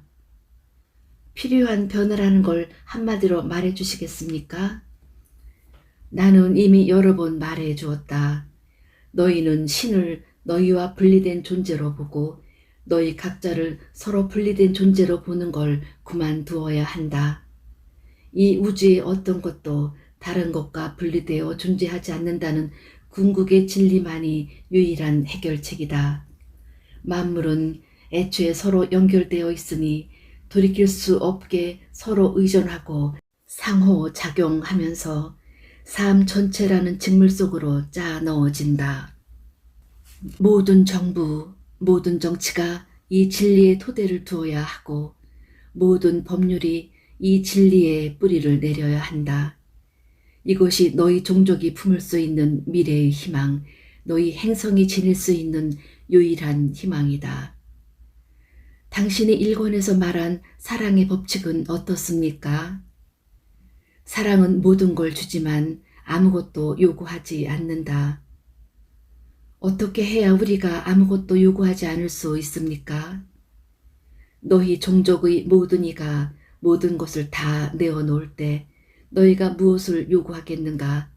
너희가 뭔가 요구하는 건 오직 다른 누군가가 움켜쥐고 있기 때문이다. 움켜쥐길 그만둬라. 우리 모두가 한꺼번에 그렇게 하지 않으면 그건 아무 쓸모도 없을 텐데요. 사실 필요한 것은 세계의 의식이다. 그런데 어떻게 해야 그런 의식이 생기겠는가? 누군가가 시작해야 한다. 여기에 너를 위한 기회가 있다. 네가 이 새로운 의식의 발단이 될 수 있다. 네가 영감이 될 수 있다. 사실 너는 그렇게 되어야 한다. 제가 그래야 한다고요? 여기에 너 말고 누가 있느냐? 이권 12장을 마칩니다. 곧 이어서 챕터 13으로 연결됩니다. 챕터 13, 페이지 299입니다. 제가 어떻게 시작할 수 있습니까? 세상을 비추는 빛이 되되 세상을 다치게 하지 말고 건설하려고 애쓰되 파괴하지 마라. 내 백성을 집으로 데려오라. 어떻게요? 네 이해를 밝게 비추는 것으로 오직 신성만을 추구하고 오직 진리만을 말하고 오직 사랑으로만 행동하라. 이제부터 영원히 사랑의 법칙에 따라 살도록 하라. 모든 걸 주되 아무것도 요구하지 마라. 새 속성을 피해 가라. 인정할 수 없는 것은 받아들이지 마라. 나를 배우고자 하는 모든 사람을 가르쳐라. 네 삶의 모든 순간이 사랑의 분출이 되게 하라. 모든 순간을 가장 고귀한 생각을 하고 가장 고귀한 말을 하고 가장 고귀한 행동을 하는데 써라. 그 속에서 내 신성한 자신을 찬양하고 그리하여 또한 나를 찬양하라. 네가 만나는 모든 이에게 평화를 주어 이 땅에 평화가 오게 하라. 평화로워져라. 모든 순간에 전체와 모든 사람과 모든 장소와 모든 사물과 너의 신성한 연결을 느끼고 표현하라. 모든 환경을 감싸 안고 모든 잘못을 네 것으로 하며 모든 기쁨을 함께 나누고 모든 신비를 응시하며 모든 이의 입장에 서서 모든 죄지음을 용서하며 모든 가슴을 치유하고 모든 이의 진실을 존중하며 모든 이의 신을 경배하고 모든 이의 권리를 지키며 모든 이의 생존권을 보존하고 모든 이의 이로움을 추구하며 모든 이의 필요를 제공하고 모든 이의 가장 큰 재능을 선물하며 모든 이의 축복을 일으키고 모든 이의 미래가 확고한 신의 사랑 속에서 안전함을 선언하라. 네 내면에 존재하는 가장 고귀한 진실이 살아 숨쉬는 본보기가 되라. 자신에 대해 겸손하게 말하라. 남들이 네 가장 고귀한 진실을 허풍으로 잘못 받아들이지 않도록 부드럽게 말하라. 남들이 네가 단지 주의를 기울여 주기만 요구한다고 생각하지 않도록 온화하게 말하라. 모두가 사랑에 대해 알 수 있도록 터놓고 말하라. 누구도 네가 뭔가 감추고 있다고 생각하지 않도록 솔직히 말하라. 누구도 너를 오해하지 않도록 자주 말하라. 네 말이 참으로 실행될 수 있도록 존중하면서 말하라. 누구도 굴욕감을 느끼지 않도록 사랑으로 말하라. 모든 음절이 치유하는 힘을 갖도록 입을 열어 말할 때마다 나에 대해 말하라. 네 삶이 은혜가 되게 하라. 그리고 항상 기억하라. 너희는 은혜임을 네 삶 안으로 들어오는 모든 사람에게 그리고 네가 그 삶 속으로 들어가는 모든 사람에게 은혜가 되도록 하라. 네가 은혜가 될 수 없다면 다른 사람이 삶 속으로 들어가지 않도록 주의하라. 너희는 언제나 은혜일 수 있다. 왜냐하면 너희는 언제나 은혜이기에. 하지만 때때로 너희 자신이 모를 수는 있다.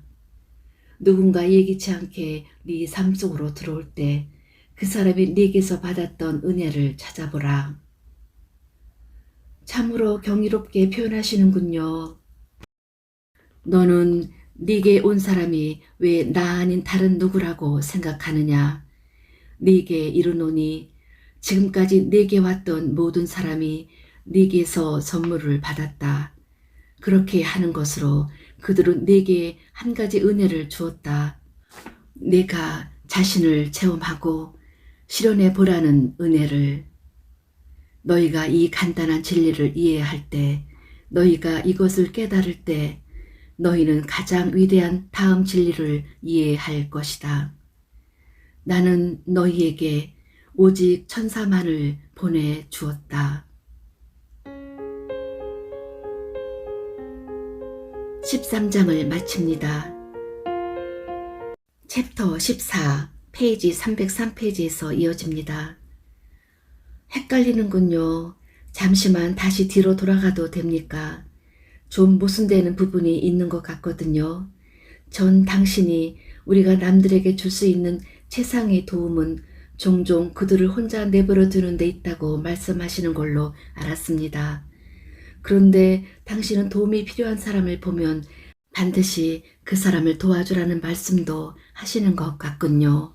이 두 가지 진술은 서로 어긋나는 것 같은데요. 그 문제에 대해 너희가 어떻게 생각해야 할지 명확히 해주마. 다른 사람을 무력하게 만드는 식의 도움은 일절 제공하지 마라. 절대 너희 쪽에서 필요하다고 여기는 도움을 제공하겠다고 나서지 마라. 도움이 필요한 그 사람이나 국민에게 너희가 제공해야 하는 것들 전부를 알려줘라.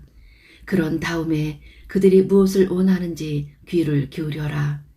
즉, 그들이 무엇을 받을 준비가 되어 있는지 알아보라. 그들이 원하는 도움을 제공하라. 그 사람이나 그 국민이 그냥 내버려 두길 원한다고 말하거나 그것을 행동으로 드러낼 때는 너희가 주고 싶은 도움이 무엇이든 간에 그들을 내버려 두는 것이 너희가 줄 수 있는 가장 고귀한 은혜일 수 있다. 설사 나중에 가서 그들이 다른 걸 원하거나 바라더라도 너희는 그것을 주는 게 너희 일인지 아닌지 짐작할 수 있게 될 것이다. 그게 너희 일이라면 그것을 주어라. 그럼에도 다른 사람을 무력하게 만드는 어떤 것도 주지 않도록 하라.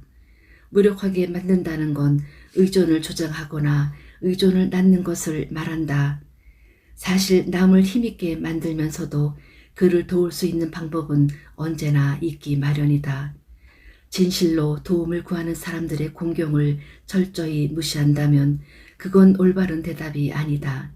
왜냐하면 너무 적게 하는 것도 너무 많이 하는 것만큼이나 그들을 무력하게 만드는 것이기에 너희가 더 높은 의식을 갖자면 형제 자매의 극심한 공경을 고의로 무시하지 않는 게 좋을 것이다. 그들이 자업자득으로 고생하게 내버려 두는 게 너희가 그들에게 줄 수 있는 가장 고귀한 은혜라고 주장하면서 이 같은 태도는 최고의 정당화이자 오만이다. 이것은 단지 너희가 팔짱 끼고 있는 것을 정당화해 줄 뿐이다. 나는 다시 한번 예수의 생애와 그의 가르침에 대해 언급하겠다. 왜냐하면 다음과 같이 말한 사람은 예수였기에 내 오른편에 있는 자들에게 말하리니 내 아버지께 복받을 자들아 나와서 너희를 위하여 예비된 나라를 상속하라. 너희는 내가 줄였을 때 먹을 것을 주었고 목말랐을 때 마실 것을 주었으며 나그네 되었을 때 재워 주었기에 내가 헐벗었을 때 입혀 주었고 병들었을 때 돌보아 주었고 옥에 갇혔을 때 찾아 주었느니라. 이에 그들이 내게 물을 것이다. 주여, 저희가 언제 주의 줄인 것을 보고 공개하였으며 목마르신 것을 보고 마시게 하였나이까? 언제 나그네 되신 것을 보고 재워 드렸으며 헐벗으신 것을 보고 입을 것을 드렸나이까? 어느 때 병드신 것이나 옥에 갇히신 것을 보고 저희가 찾아가 배웠나이까?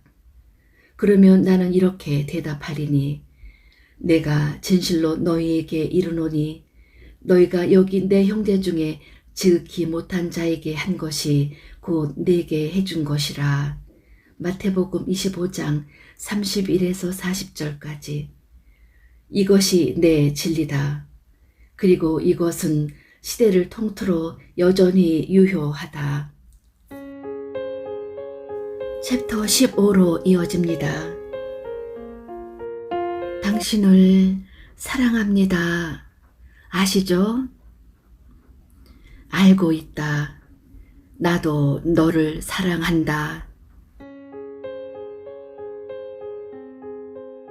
이상으로 2권 15장까지를 모두 마칩니다.